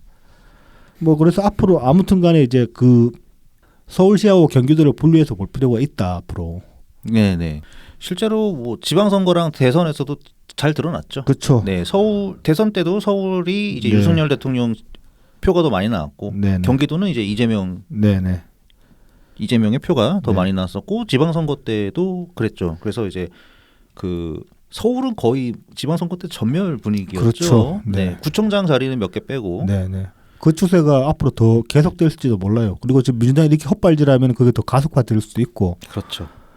그리고 이 경기도 30대들은 30, 40대들 참 보면 참 안타까운 게 지금 이재명이 받고 있는 혐의들이 이 개발 비리 혐의들이잖아요, 말하자면은. 근데 애초에 이 사람들이 경기도로 밀려난 게 집값 때문에 밀려났잖아. 집값 때문에 경기도로 밀려났는데, 그렇게 밀려나서 경기도에서 이렇게 직구하려고 하는 사람도 통수 친 게 이재명이란 말이야, 말하자면은. 그렇죠. 네. 근데 이재명을 지지하고 있으니 뭐 그런데 그런 얘기를 하죠. 이 민주당 지지자들도 그런 적대감 가지고 있잖아요. 그 노동계급 사람들이 국힘당 찍는다고 자기 네, 이익 네. 위반한다고 그러고 있잖아요. 당신들이야말로 지금 진짜 통수 맞고 있으면서 이재명 지지하는 거라고.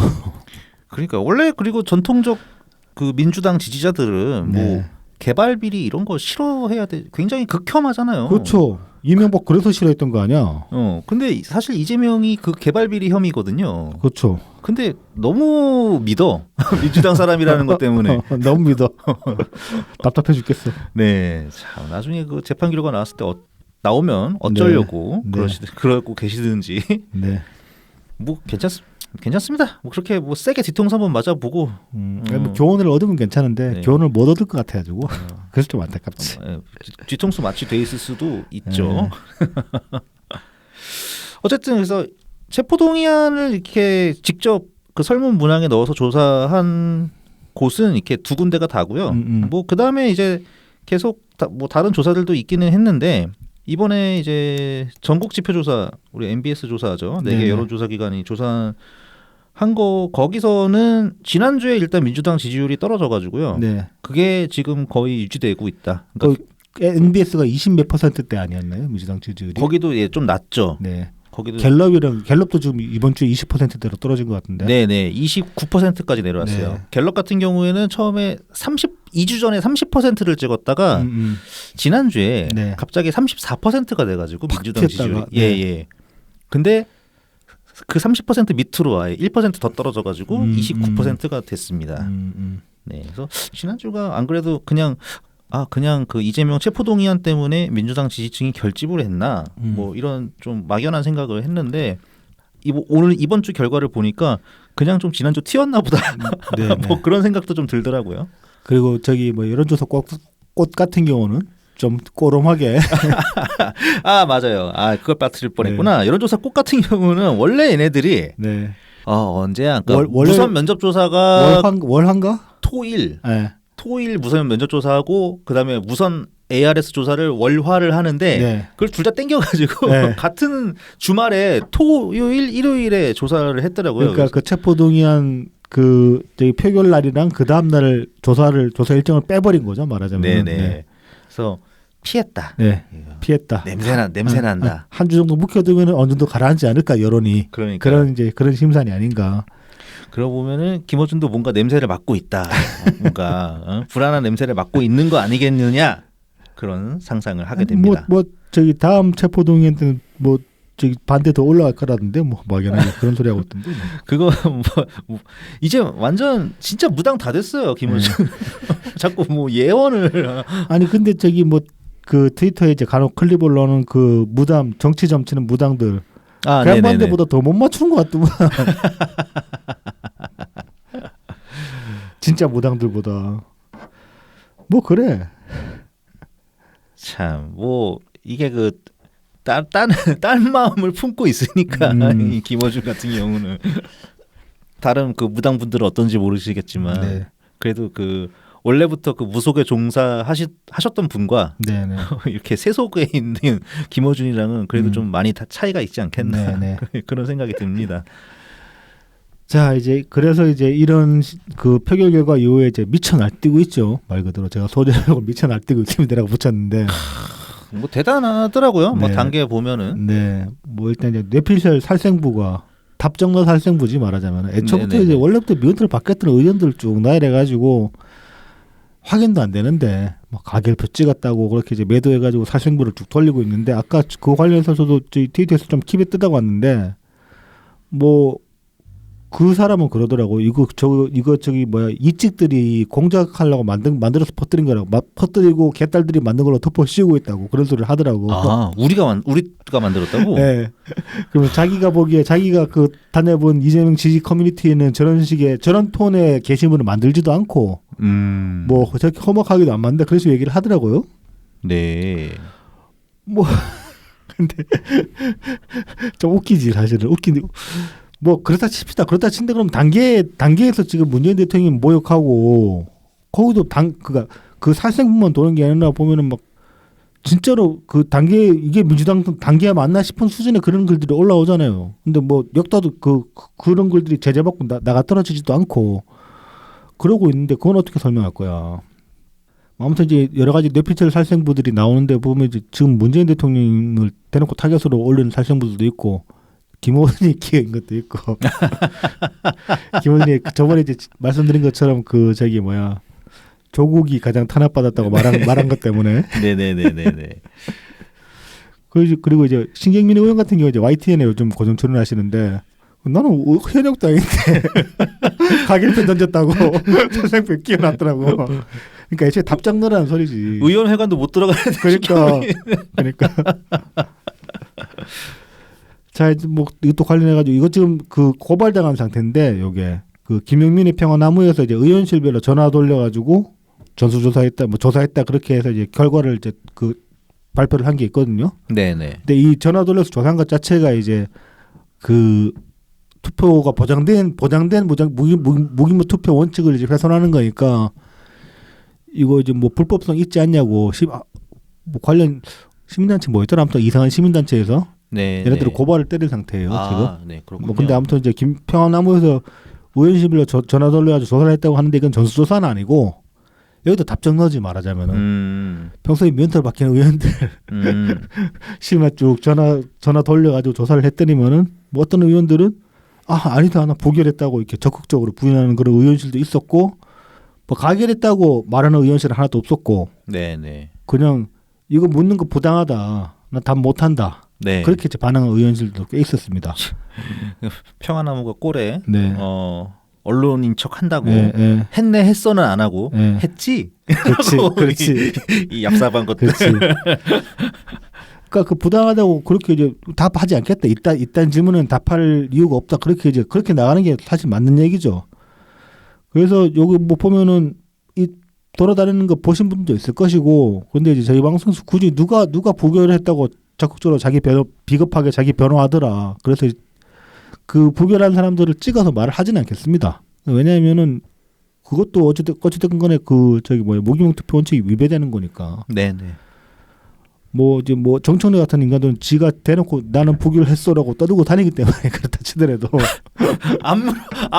안물안궁. 네, 정청래는 이렇게 찔려서 그런 거예요. 좀 이따 얘기하겠지만은 뭐 근데 이제 다만 그 지금 의원 한 명 같은 경우는 제가 좀 굳이 이제 요 평화나무에서 나온 결과를 가지고 좀 이야기를 해보고 싶은데 오영원 의원 이야기입니다. 지금 이제 오영원 의원이 그 페북에 올린 글 때문에 이걸로 인해서 이제 부결표에 던질 사람이다. 그렇게 던질 의원들 그렇게 이제 많이 낙인 찍히고 있는데 보면은 뭐 검찰의 상식 밖 체포동의안을 국회에서 부결시켰다라는 제목의 페북 글입니다. 근데 이게 이제 보면 이게 오영원 의원이 왜 이런 글을 올렸느냐? 이 양반 지금 당 대변인이잖아. 네. 대변인단 중에 한 명이잖아. 그 입장에서 썼다고 보면은 뭐 별로 이제 수긍은 안 되지만은 지금 민주당 대변인이라면 이렇게 쓸 수밖에 없는 거예요, 사실은. 네, 지금 그러니까 민주당이 딱 이렇게 정신 승리하고 싶죠. 그렇죠. 예. 이거 개족 같은 소리를 하려면 대변인직 던지면 돼. 어쨌든 부결이야 막 이러는 네. 이러고 싶은 게 민주당의 마음이니까. 네. 그러니까 오영원 의원이 그러니까 국회에서 부결시켰다라는 요 내용으로 쓴 글은 그냥 대변인 입장으로 쓴 걸로 봐줘야 되고 이 평화나무에서 오영환 의원실에서 전화를 돌렸거든요. 근데 의원실 반응이 뭐였냐면은 우리는 그런 질문에 대답할 수 없다. 이거 원칙에 위배된다라고 답을 했어요. 맞는 말이지. 네네. 원칙적으로 맞는 말이지. 그 실제로 오영환 의원이 가결했는지 부결했는지는 알 수 없어요. 일단. 그 다음에 이 뭐 검찰의 상식 밖 체포동의안을 국회에서 부결시켰다. 이 글은 그냥 대변인 입장으로 쓴 걸로 봐줘야 된다. 뭐 네. 저는 그렇게 보고 있습니다. 그리고 이제 제가 이렇게 보는 또 이유 중에 하나는 저는 제 혼자 생각이지만은 저는 오영환 의원한테 까방권을 준 입장이기 때문에 아직까지 그 까방권은 소진되지 않았기 때문에 저한테는 그래서 까방권을 손에 바짝 쥐고 네네. 그렇게 이렇게 한번 말씀을 드려보고 싶습니다.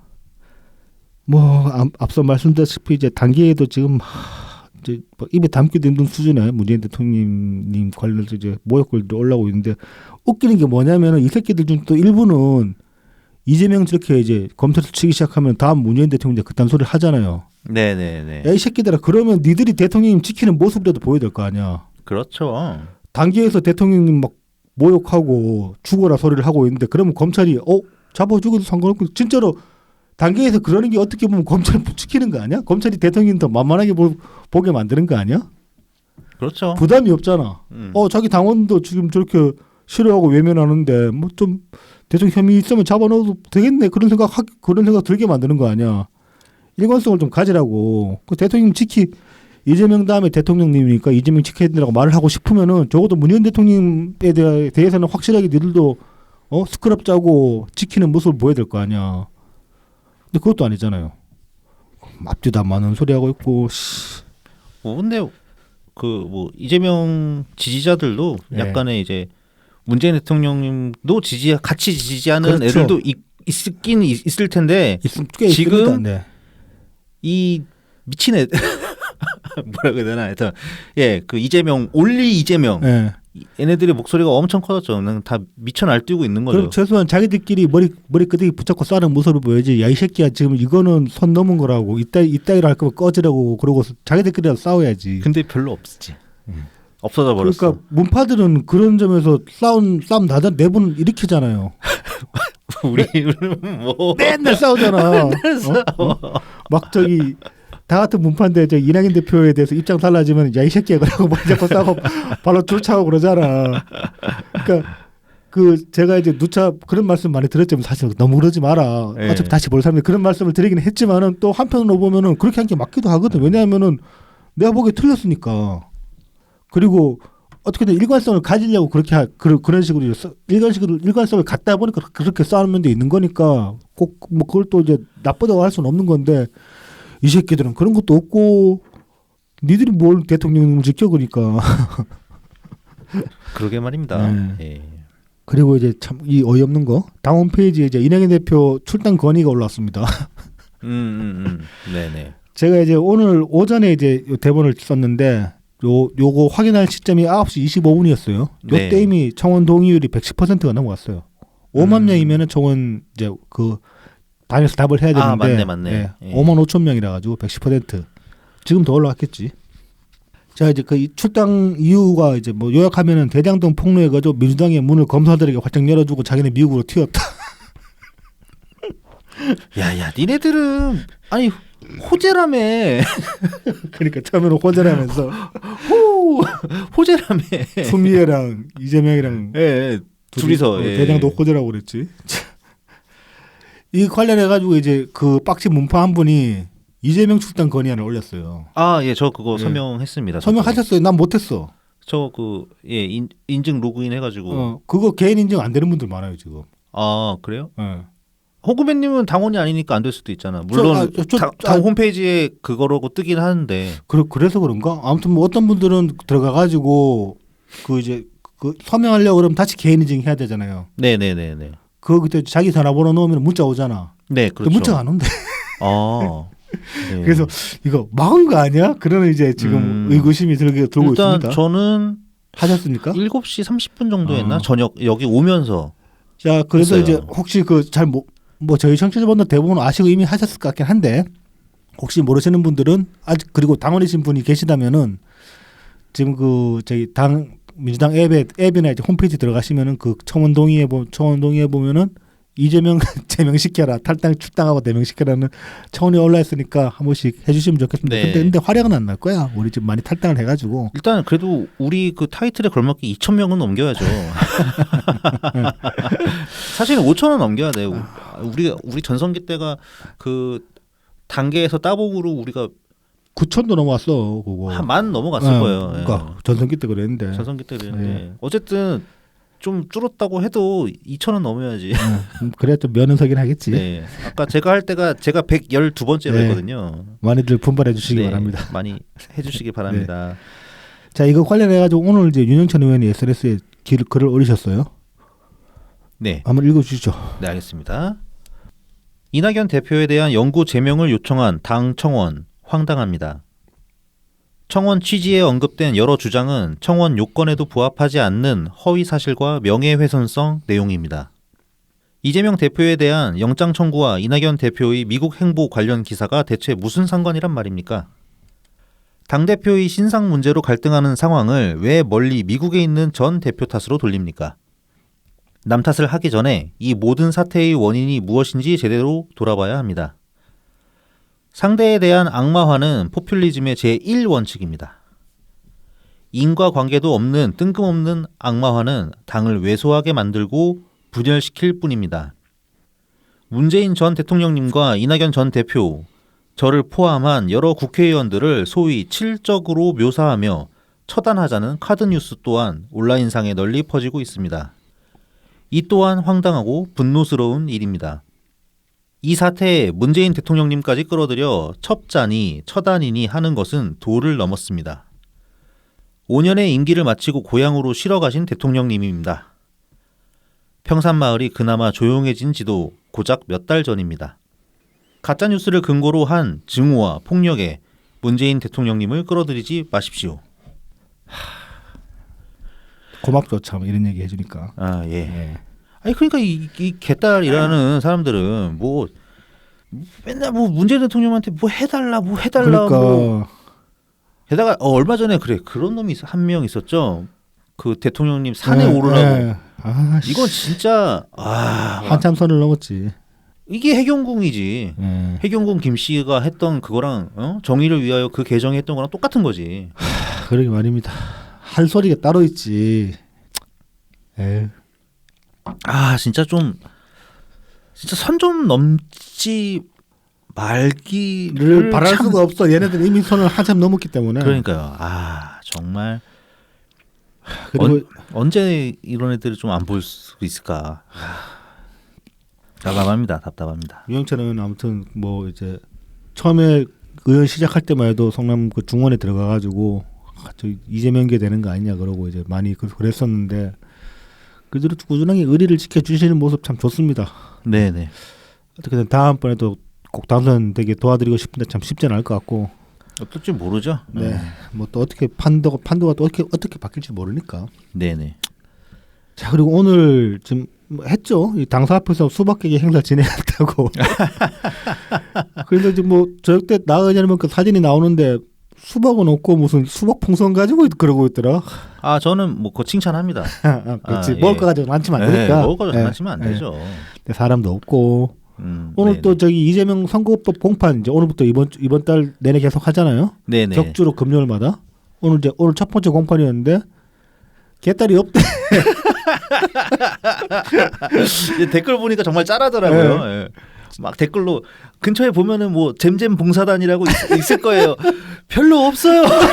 그러니까 아, 나 참. 좀 나가라. 뭐 박시영은 무슨 뭐 저기 27일 이후로 입당이 4-5배 늘었다고 막 그러고 있던데 그거 제가 트윗을 썼습니다만 애초에 한 명이나 들어왔으면 4-5배 늘었다고 하면 4-5명이야. 그 숫자 딱 까가지고 뭐 한 1,000명씩 1,000명 들어도 5,000명 들었다 그럴 거 아니면은 4-5배 그래봤자 다 뻥카인 거 다 아는 얘기고 지금 당원 들어봤자 의미 없어요. 통진당 망할 때 있잖아요. 분당될 때 저기당은 갈라설 때. 네. 그때 이재명 쪽 통진당 당원 늘었다. 나도 그때 입당했어요. 아.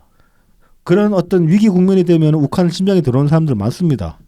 근데 그 사람들 대부분 추진력도 없고 그 사람들이 실제 어떤 위력으로 발휘된 허수인 경우가 많아요. 대부분. 그렇기도 하거니와 지금 체제에서는 여론하고 괴리되기 때문에 그 사람들이 100만 명 모이든 2만 명 모이든 위력을 못 발휘한다니까. 그렇죠. 네. 이 당원이 뭐 몇십만 명, 100만 명이 되는 이 사람들이 주변에 영향을 끼칠 수 있는 그런 담론을 가지고 있으면은 위력적이지. 진짜로 마중물이 돼가지고 10배 이상으로 뻥튀기 할 수 있지. 근데 지금은 그런 능력이 안 돼요, 이 당이. 아니 이 아저씨는 그 나름 여론조사 전문가라는 사람이 이렇게 착실하게 내려가고 있는 민주당 지지율이 전혀 뭐 이렇게 경계심이 안 드나? 그러니까요. 그냥 자영업자지 탄다고 뭐. 요새 뭐 윈지코리아 놀더라고요. 네. 의뢰가 안 들어오더라고요. 중앙 여론조사 심의위원회 홈페이지에서 윈지코리아가 사라졌어요. 뭐 이제 컨설팅 하겠지. 선거철 선거철 되니까.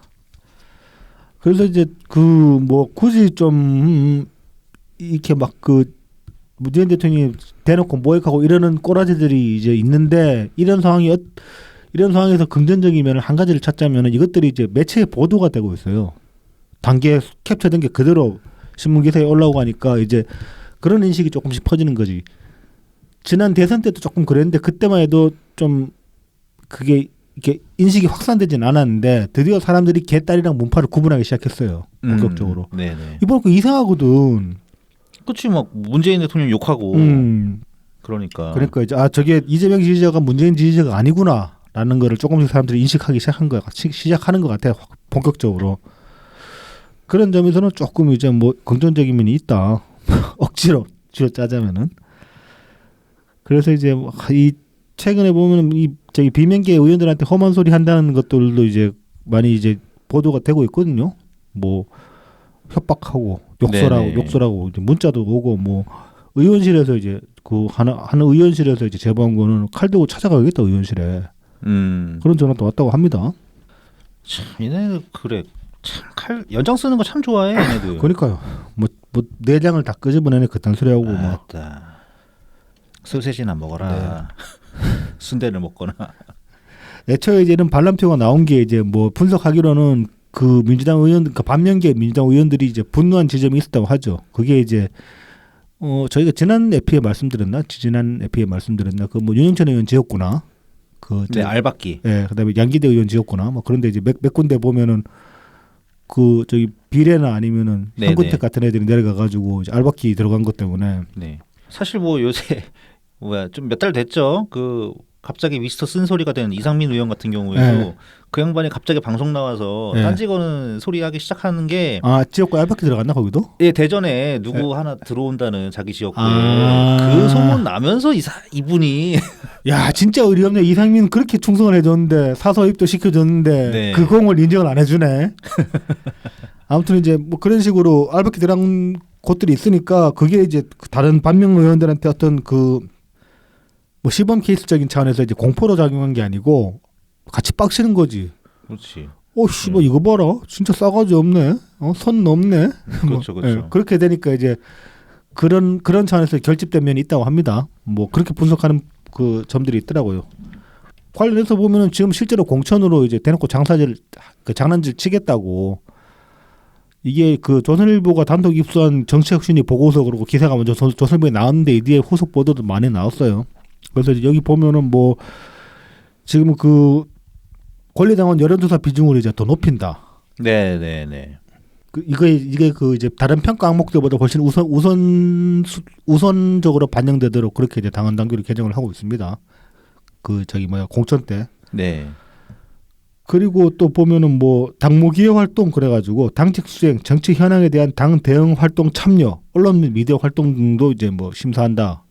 이건 충성하라는 얘기고 뭐 저기 유튜브 나오고 SNS 하고 SNS 열심히 하고 그러라는 소리지. 야 이거 현근택을 위한 건데? 그렇죠. 방송 자주 나오잖아요. 다스베이드 그 방송에 나가는 거는 그게 있대요. 지금 민주당의 그 방송 패널 네. 그 대기표가 있대요. 아. 그래서 그 안에서 로테이션처럼 돌리는데 뻘소리 하잖아. 바로 당에서 그냥 바로 잘라버리고 그 다음 사람을 내보낸대. 되게 무서운 거라고 그러더라고 그거. 야 이거 뭐. 야 무섭네. 네. 물론 좀 뭐지 당을 대표해서 나가는 거니까 말 조심하긴 해야 되는데 이게 정말 뻘소리를 하지 않게 하기 위함인지 아니면은 그냥 당을 위한 충성도 확인인지. 친이재명 발언만 하라는 거죠. 그러니까 말이죠. 네. 그밖에 또 보면 이제 그 비대위에 대해서 원래 규정이 있었는데 그냥 기존 규정은 당대표 고리 시에 비대위를 구성한다. 요것밖에 없었어요. 네. 근데 지금 이제 그 신설하려는 조항이 뭐냐면은 비대위 그 기간을 2개월로 한정하고 필요시에 이제 중앙위 의결을 통해 가지고 8개월까지 연장할 수 있다 그렇게 돼 있거든요. 이게 무슨 얘기냐면 총선 전에 만약 이재명이 날아간다. 그래서 비대위가 들어온다. 그래도 잽싸게 다시 당 대표 선거를 해가지고 친이 그 이제 개딸들이 결집력이 사라지기 전에 잽싸게 이제 그 다시 전당대회 열어서 친이재명 그 지도부를 이제 재구축하겠다 그런 의지를 읽을 수 있다는 거죠. 뭐 속셈이야 뻔히 보이기는 하는데 저는 이거 자체는 나쁘지는 않다고 생각은 합니다. 뭐 혼란에 빠지지 않게 하기 위해서. 네네. 예전에 뭐 김종훈이 그 비대위원장 할 때 얼마나 지루하고 지겨웠었습니까? 뭐 그런 면이 있었지만 근데 지금 보면 김종인 비대위원장은 선지자잖아. 현인이잖아. 우리가 몰라봤잖아. 다만 방식이 좀. 하지만 그때 우리가 몰라보고 추대했어야 했어. 죄송합니다. 김정인 비대위원장님. 우리가 생각이 짧았어요. 우리가 보는 눈이 없었어요. 어디 정청래 따위를 옹호하려고 말이야. 이해찬 따위를 옹호하려고 말이야. 참 이게 결과적으로 그렇게 됐네요. 네. 자, 그래서 이제 뭐 당은 이렇게 개판인데 정청래는 왜 자기 부결표 던졌다고 그렇게 이제 솔선수범해서 말했을까? 이 다음 이야기를 보면은 어느 정도 맥락이 보이는 것 같기도 합니다. 이게 뭐냐면은 지금 3월 1일부터 또 국회 또 임시국회 또 열었잖아요. 네, 열었죠. 네. 근데 지금 민주당 의원 상당수는 한국이 없어요. 그 민주당 의원 모임 중에 제일 큰 그 의원 모임이 더 좋은 미래라고 이게 무슨 개판지는 모르겠는데 여기가 한 20명 정도 되는데 얘네들은 어제 베트남으로 갔어요. 2박 3일 워크숍 놀러 간다는 소리지. 놀러 간 거지 이식. 그리고 이제 정청래, 조승래, 고민정 그다음에 박완주는 이제 무소속인데 요 4명은 그 과방위 소속이거든요. 얘들은 27일 날 스페인으로 출국했어요. 그 저기 뭐야 체포동의안 표결 끝나자마자 스페인으로 튀었어. 이게 이제 MWC 23 참석차 들었다고 합니다. 이거. 그 MWC가 뭐냐 간단하게 보자면 모바일 월드 콩그레스 뭐 그렇다고 합니다. 네네네. 뭐 그 통신 사업자 행사죠. 국제적인. 여기 이제 과방위 의원들이 참석할 만한 그런 이제 명분은 있어요. 통신망 관련해 가지고 뭐 이렇게 국가별 협약도 필요하고 그다음에 그 사용료에 관해서 이제 여러 가지로 이제 정치적으로 이야기를 해야 될 것들이 있기 때문에 갈 수는 있는데 오늘 사진 올라온 거 보니까 잘 놀고 있더라고. 고민정 이렇게 모바일 제품 들고 놀라는 사진 막 찍고 그러고 있더라고. 거기 재밌는 거 많죠. 근데 이게 뭐 그러니까 그 과방위 의원으로서 참석할 만한데 애초에 왜 저는 이걸 지적을 하고 싶냐면은 이거 원래 예정 잡혀 있던 거잖아요. 그렇죠. 그러면 3월 1일에는 임시국회를 열지를 말아야지. 3월 1일에 지금 민주당 안에서만 지금 30명 가까이 지금 최소한 지금 국내에도 없는데 이럴 거면 3월 1일 날 임시국회를 왜 잡냐고. 그러니까 방송국회 소리 듣는 거 아니야. 그렇죠. 그냥 갔다 오면 되는데. 그 이재명 살리려고. 그러니까요. 이러고 있으면서 어떻게 이기겠다고. 참. 자, 이제 너무 짜증나는 이야기들만 했으니까 간만에 좀 의외 오마이에서 되게 의외의 칼럼이 하나 나왔죠. 이게 저도 굉장히 흥미롭게 읽었습니다. 일단 제목부터가 흥미로워요. 동네북 문재인 이런 제목이었습니다. 먼저 이제 요게 이제 어저께 올라온 칼럼이죠. 어저께 올라온 3월 2일. 어제 맞구나. 어제 올라온 칼럼인데 요거 이제 작성자가 페북에 이제 후일담을 남기셨는데 요거 한번 일단 읽어보고 시작합시다. 오마이뉴스 비주류 경제학자의 인문학적 소재의 세 번째 글이다. 지난 일요일에 쓴 글인데 이제 나왔다. 선고 후에도 마음이 영 편치 않았다. 차라리 안 실리기를 원했던 글이다. 편집자와 여러 번 논의를 거쳐 톤을 낮추고 두어 문장을 삭제했다. 그 바람에 김은 빠져버렸지만 오히려 마음은 더 편하다. 굳이 댓글과 좋아요로 반응하실 필요는 없다. 그냥 그런 견해도 있구나로 생각하고 넘어가시면 된다. 나 역시 정치인 하나로 패친들과 척을 지을 정도로 어리석지 않다. 목소리 높은 패친들 못지않게 나도 진보가 이기길 간절히 바라고 있다. 콘크리트처럼 굳어있지 말고 뭐가 더 합리적 방안인지 유연하게 대처할 필요가 있다. 만일 진짜로 이기길 원한다면. 이런 이제 그 칼럼니스트의 어떤 소외글이 페이스북에 있었습니다. 그래서 이게 그 오마이에 이제 여러 시리즈 연재하시는 그 네네. 칼럼 쓰시는 분들이 많이 계시는데요. 그 중에 네. 한 분입니다. 네. 한성만 교수님이라고 하죠. 네, 한성안 네. 영산대학교 경제학과 교수님입니다. 그래서 저는 조금 이제 이게 약간 좀 거시기한데 싶었던 게 이분이 재직하신 대학교가 양산에 있어요, 캠퍼스가. 네네. 그리고 보니까 대체로 보니까 부산 분이신 것 같아. 그래서 이거 같은 동네 사람이라고 저체 봐주는 거 아니냐, 그렇게 지적하려면 못할 건 없다. 네. 뭐 딱히 그래서 그런 건 아닌 것 같긴 한데 그만큼 이제 뭐 치졸하게 그렇게 말씀하시는 것 같지는 않은데. 네. 그래서 이분이 이제 연재 시리즈의 제목이 비주류 경제학자의 인문학적 서재예요. 네네. 그래서 이분이 그럼 비주류 경제학자니까 네. 비주류 경제학자면 대체로 좀 진보 경제학자들이 비주류인 경우가 많거든요. 그렇죠. 진보 스탠스죠. 네. 네. 그래서 이분 같은 경우에는 이제 박사학위를 네. 독일에서 받으셨고, 네. 그 다음에 이제 제도 경제학이라는 네네. 네, 그런 이게 이제 좀 굳이 따지면은 비주류 경제학 분야예요. 네. 네. 네. 그래서 이분 같은 경우는 이제 신고전주의 경제학과 마르크스 경제학을 동시 비판하면서 제도 경제학이라는 것을 대안으로 내세우고 있다. 그리고 최근에 쓰신 책이 2020년에 출판이 됐는데 제목이 이거예요. 진보 집권 경제학. 네. 그러니까 이분은 이제 완전히 딱 진짜 진보 진영에 속해 있는 네네. 그런 분이라고 할 수 있겠죠. 뭐 패친들 거슬린다는 말씀하신 건 봐도 패친들이 어떤 어떤 식으로 구성될지 감이 잡히죠. 네, 좀 느낌이 오죠. 네네. 그래서 이제 이분이 이제 쓴 칼럼 내용을 제가 좀 간단하게 요약을 좀 해봤습니다. 네네. 왜 동네북이냐? 보수와 진보 양 진영에서 동시에 공격을 받고 계시기 때문에 문재인 대통령님이 네네. 그래서 동네북 문재인이라고 이렇게 제목을 쓴 겁니다. 네. 그러면서 이제 나름 문재인 대통령을 공격하는 네. 각각의 진영을 소개를 하면서 거기에 대한 반론을 합니다. 네네. 그래서 이제 보수 진영은 네. 문재인 대통령을 공격하는 이유가 한국 경제를 저성장으로 내몰아서 네. 뭐 막 얘기하죠. 뭐 네. 윤석열 정부나 아니면 국민의힘 인사들이 막 얘기를 하죠. 네. 근데 이거 틀렸다. 네. 예. 2021년에 수출 역대 사상 최고액 달성했고, 그렇죠. 뭐 지표상으로 다 잘 나갔죠. 네. 1인당 명목 국내 총생산 43,319달러로 영국, 프랑스랑 거의 비등하다. 네. 그리고 그와 더불어서 그럼 성장만 단순히 했냐? 성장의 질도 굉장히 좋았다. 그래서 2021년 글로벌 혁신 지수 5위. 그게 전년 2020년에 10위였는데 5계단 상승했고 아시아 국가 중에서 1등이다. 네. 그다음에 국가 부도 위험 세계 17위. 이게 2008년 그 글로벌 금융위기 이후 최저치라고 합니다.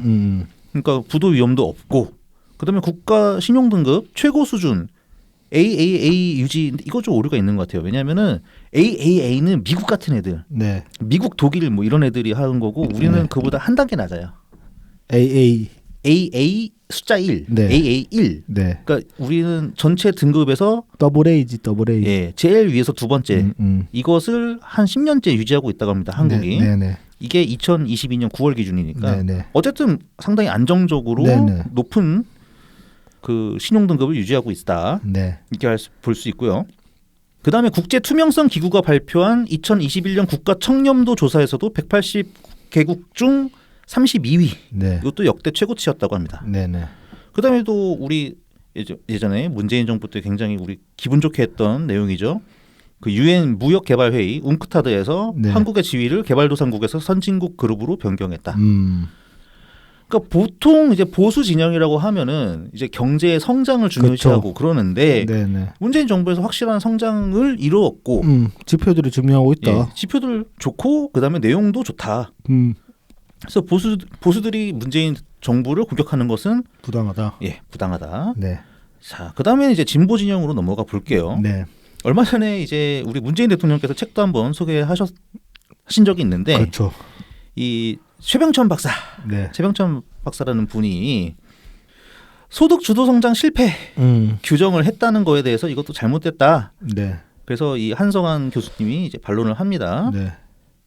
그래서 소득 주도 성장론이라는 거는 원래 이제 그 포스트 케인지언에서 그 진영에서 임금 주도 성장론이라는 게 원래 있었는데 이거의 한국형 버전으로 봐야 된다. 예, 그래서 그러면은 임금 주도 성장론의 실제 모델이 된 유럽의 여러 복지 국가들이 있는데 걔네들이 실패했냐? 예, 한국도 아니고 그쪽도 아니다. 그래서 소득 주도 성장 자체가 실패했다고 보면 안 된다. 그래서 실제로 우리나라에서는 2020년에 하위 20% 소득이 2016년에 비해서 2배로 증가했다. 그러니까 하위 소득이 증가했으니까는 좋은 거죠. 되게 고무적인 거죠, 이거는. 네. 그리고 이것은 단순히 이제 복지 비용 지급이 아니라 네. 노동 소득도 같이 증가한 거라서 더 의미가 있다. 네. 그래서 소득 주도 성장 실패론에 대해서는 충분한 학술적 연구와 실증적 검토가 더 뒤따른 뒤에 이제 뭐 성공인지 실패인지 논해야 된다. 이제 이런 말씀을 하셨습니다. 네. 근데 제가 이제 이 책을 샀잖아요. 네, 좋은 불평등이라는 네. 책을. 그다음에 이제 이분 뭐 방송 인터뷰 같은 것도 좀 보고 했는데 네. 정확하게 이분이 소득 주도 성장이 실패 또는 뭐 문재인 정부가 실패했다. 그렇게 규정한 건 아니다. 예, 그건 아니에요. 그러니까 소득 주도 성장은 좀 실패했다고 보는 측면이 있긴 해요. 근데 그게 어느 부분이냐면은 특히 문재인 정부 초기 장하성 정책실장이 있을 때 그때 우리가 최저임금이 한 2년 한 방에 훅 올릴 올랐잖아요. 네네. 그런 다음에 어느 순간 이제 장하성 실장 교체되고 김동연 그때 경제부총리 나가고 네. 경제 진영이 싹 바뀐단 말이죠. 그러면서 이제 그 저기 최저임금 좀 고적 픽스 시키고 네. 그랬죠. 속도 조절이 되기 시작했고 네. 거기에 그것 때문에 이제 문재인 대통령께서 이제 임기 내 최저임금 10,000원을 달성을 못한다. 못한다. 사과를 하셨죠. 네, 사과까지 하셨죠. 네. 그러니까 소득 주도 성장이 문재인 정부 실패라기보다는 진보 경제학의 실패로서 지적하는 부분이 더 커요. 최병천 박사의 경우는. 네. 그래서 그 조선일보랑 인터뷰한 거 보면은 이렇게 말을 합니다. 소득 주도 성장이 완전히 실패한 정책은 아니라고 본다. 이 소득 주도 성장은 크게 진보적 노동 정책과 진보적 복지 정책으로 구성돼 있었다. 그래서 진보적 복지 정책의 경우는 순기능이 더 많았다고 본다. 그래서 건강보험 보장성 강화나 치매 국가 책임제 등이 이게 대표적이고, 그렇죠. 진보적 노동 정책의 경우 전국민 고용보험이라든지 전 국민 취업 지원 제도 등은 긍정적 측면이 크다. 다만 최저임금 1만 원이나 주 52시간 근무제를 경직되게 적용한 것이 부분적으로 부작용을 일으켰다고 본다. 여기서 딱 찍어주네요. 그 전국민 고용보험이나 전국민 취업제도는 문재인 정부 중후기에 다 시행된 겁니다. 그러니까 말하자면 아까 말씀하신 대로 그 누구의 홍남기 부총리 체제 이후에 경제 그 진영이 완전히 교체가 됐을 때 그 뒤에 이뤄진 정책들은 성공적인 반면에 최저임금 10,000원이나 주 52시간 근무는 전반기에 이뤄진 것들이란 말이죠. 네네. 그러니까 이 좀 나쁘게 말하면 진보층들이 밀어붙인 것들은 역효과만 났고 오히려 그 최백은이 말하는 이 관피아들이 시행한 후반기 정책들은 오히려 이제 긍정적인 효과로 나타났다 이렇게 지금 진단을 한 거죠, 말하자면은. 네. 그리고 이제 이거는 그냥 뺄게요. 그 최소장 이제 주장은 빼버릴게요. 시간 없으니까. 네.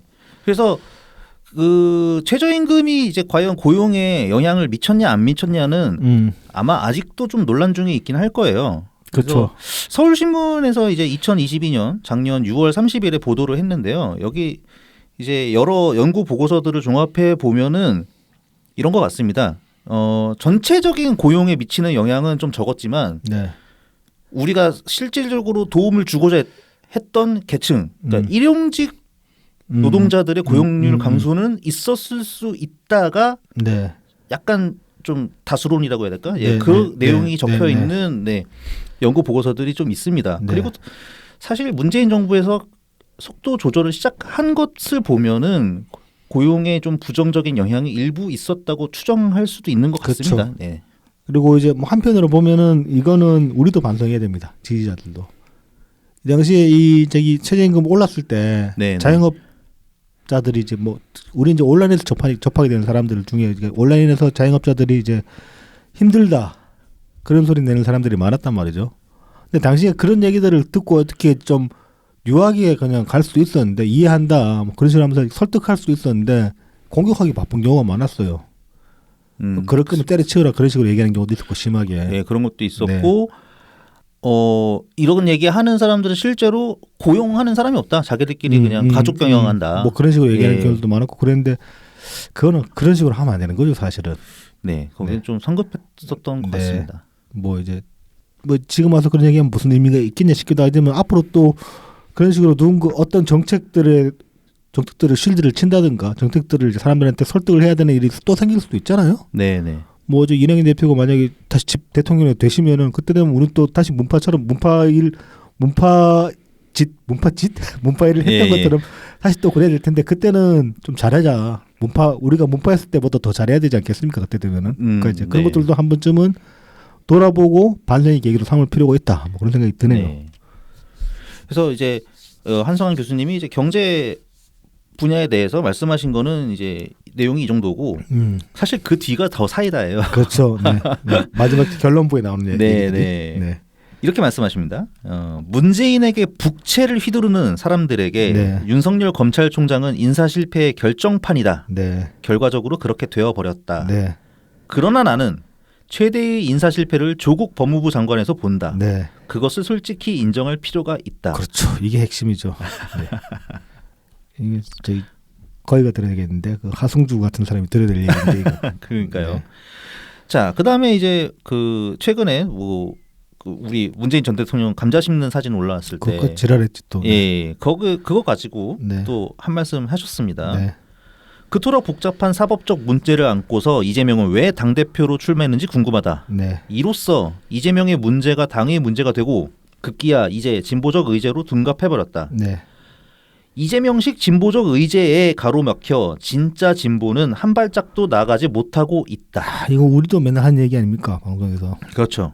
기본소득도 그래요 사실은. 기본소득도 어느 정도 토론될 여지가 있는 것들이었는데 이재명이 완전 개판 쳐놓은 거예요. 기본소득의 보편적 복지라는 말을 갖다 붙이는 것부터 그렇죠. 그냥 다 꼬여버렸어요. 네. 이게. 그리고 사실 지금 보면 특이점 진짜 올 것 같거든. 최근에 네. 경영들을 보면 AI 뭐 그 챗 GPT 얘기도 네. 많이 했잖아요. 그 얘도 보면 진짜로 이러다 보면 그 레이 카즈와일이 얘기한 특이점이 진짜 그 시기쯤 되면 오겠는데 그런 생각이 들기 시작해요. 근데 그러면 그 시기쯤 가면 정말로 기본소득 해볼 만도 해지는 거거든. 그렇지 뭐 모든 게 뭐 자동적으로 막 네. 생산이 막 네. 이루어지면 그렇죠. 뭐 그러면 이제 노동의- 사실 뭐 기본소득이 실제로 이루어지지 않더라도 그런 식의 담론을 꺼내가지고 상상력도 발휘해가면서 어떤 식으로 정책을 만들어갈 것인가 토론을 해봄직하단 말입니다. 그리고 그렇죠, 그 그렇죠. 과정에서 얻는 것들이 생길 수 있으니까 부산물들이 나올 수 있으니까. 근데 네네. 그런 담론 자체를 이재명이 틀어 막아버린 거예요. 개소리를 던져놔가지고 기본소득 자체가 완전 쓰레기 개소리가 돼버린 거지. 그냥 액수만 남아버렸죠. 네. 얼마 할 것인가. 그렇죠. 아유 뭐 어떻게 뜯어내서 어떻게 뿌린 것인가. 그게 사실 기본소득 본질이죠. 이게. 그렇죠. 그러면서 이제 한성환 교수님으로 다시 넘어오면 지난 대선에 대해서 대장동은 문제가 아니다. 일반인들은 이재명의 살아온 방식에 더 주목했다. 네. 그러니까 대장동 탓하지 마라. 네. 이낙연 전 대표 탓하는 애들한테도 뭔가 답이 될 것 같죠. 그리고 이제 이 말씀이 그거예요. 살아온 방식에 주목한다. 이거 맞는 얘기거든요. 이재명이 지나오면서 많은 사람들이 그런 점을 보고 있어요. 이 새끼는 자기한테 불이익 간다 싶으면 언제든지 사람 통수 치는 놈이구나. 네, 그런 네. 거를 다들 보고 있기도 하고 그다음에 이 살아온 방식, 태도에 주목을 한단 말이죠. 여기서 또 태도 보수라는 말이 나오는 겁니다. 그렇죠. 그게 답이라는 게. 그리고 이제 마지막으로 합리적 중도 시민과 진정한 진보 시민이 이재명에게 2번씩이나 표를 줄 가능성은 희박하다. 네. 그래서 이제 이재명은 자기의 그 선거 방식으로 그러니까 전략으로 그걸 꼽고 있죠. 나 말고는 선택지가 없게 만들면 된다. 그래서 지금 반대자들을 말살하고 있는 거거든요. 정말 끔찍하죠. 경쟁에서 이기려는 게 아니야. 선택지를 자기 말고는 선택지를 없게 만들려고 하는 거야. 이건 후보 독재라고 해야 되나? 그러니까 말이죠. 네. 예. 일단 뭐 많은 분들이 이 칼럼을 예. 공유를 하고 계시더라고요. 그렇죠. 예. 워낙 반가우니까 이런 글이 그리고 더구나 오머이에서 나왔다니까 되게 신기하기도 하고. 그렇죠. 네. 네. 자 이제 마지막으로 평산마을 솔직 짧게 보고 끝냅시다. 녹음 시간도 다 됐는데 네. 이제 오늘자 국제신문에 올라온 기사입니다. 요거 이제 대통령님 내외가 이제 양산시 원동면 미나리 농가를 깜짝 방문하셨다고 합니다. 이게 이제 28일 날 방문을 하셨는데 지금 이제 원동 청정 미나리 축제 기간이라고 합니다. 아, 미나리 축제. 네, 그래서 이제 뭐 농민들과 대화도 하시고 애로사항 청취도 하시고 그러면서 이제 뭐 원동 지역의 미나리가 지금도 유명하지만 더 많은 홍보가 이루어져 많이 팔려 농민의 얼굴에 항상 웃음꽃이 피기를 기원한다라고 말씀을 하셨다고 합니다. 그리고 이제 여기 둘러보시고 나가지고 이게 행사 기간인데 지금 보면은 막 비닐하우스마다 식당 차려놨어요. 행사라 가지고 그래서 이제 뭐 인근 식당으로 자리를 옮기셔가지고 미나리를 곁들인 삼겹살, 그다음에 지역 특산물인 매실이 들어간 매실국수로 점심 식사를 하셨다고 합니다. 이거 이제 기사를 많이 보시고 이제 미나리가 1위템이 또 됐는데 그래서 오늘 미나리 삼겹살 드신다는 분도 있는데 미나리가 좀 그 호불호가 갈리잖아요. 고수처럼. 향이 좀 네. 진하죠. 저는 어릴 때부터 미나리를 많이 먹어서 미나리는 되게 좋아하는데 고수를 못 먹거든요. 근데 그 SNS에 이제 뭐 드신 분들 보면은 고수 잘 드시는데 미나리 못 드시는 분도 있고 그래서 참 신기했어요. 예. 그러니까 입맛이라는 게 그런 거구나 싶은 생각이 들었습니다. 네. 자 미나리 아무튼 그 1위템이니까 먹어 그냥. 벌써들 아마 다 드셨겠네요. 네, 많이들 드시고 네. 계실 겁니다. 네. 네. 저희도 뭐 조만간 빠른 시일 안에 네. 삼겹살 한번 굽도록 하겠습니다. 그래야 되겠지 또. 그러고 보니까 이재명이 이제 좆대고 있는데 한번 회식하긴 해야 되는데. 네. 그래서 그날을 기다리면서 네. 네, 다음 주에도 건강하게 다시 돌아오겠습니다. 네, 감사합니다. 감사합니다.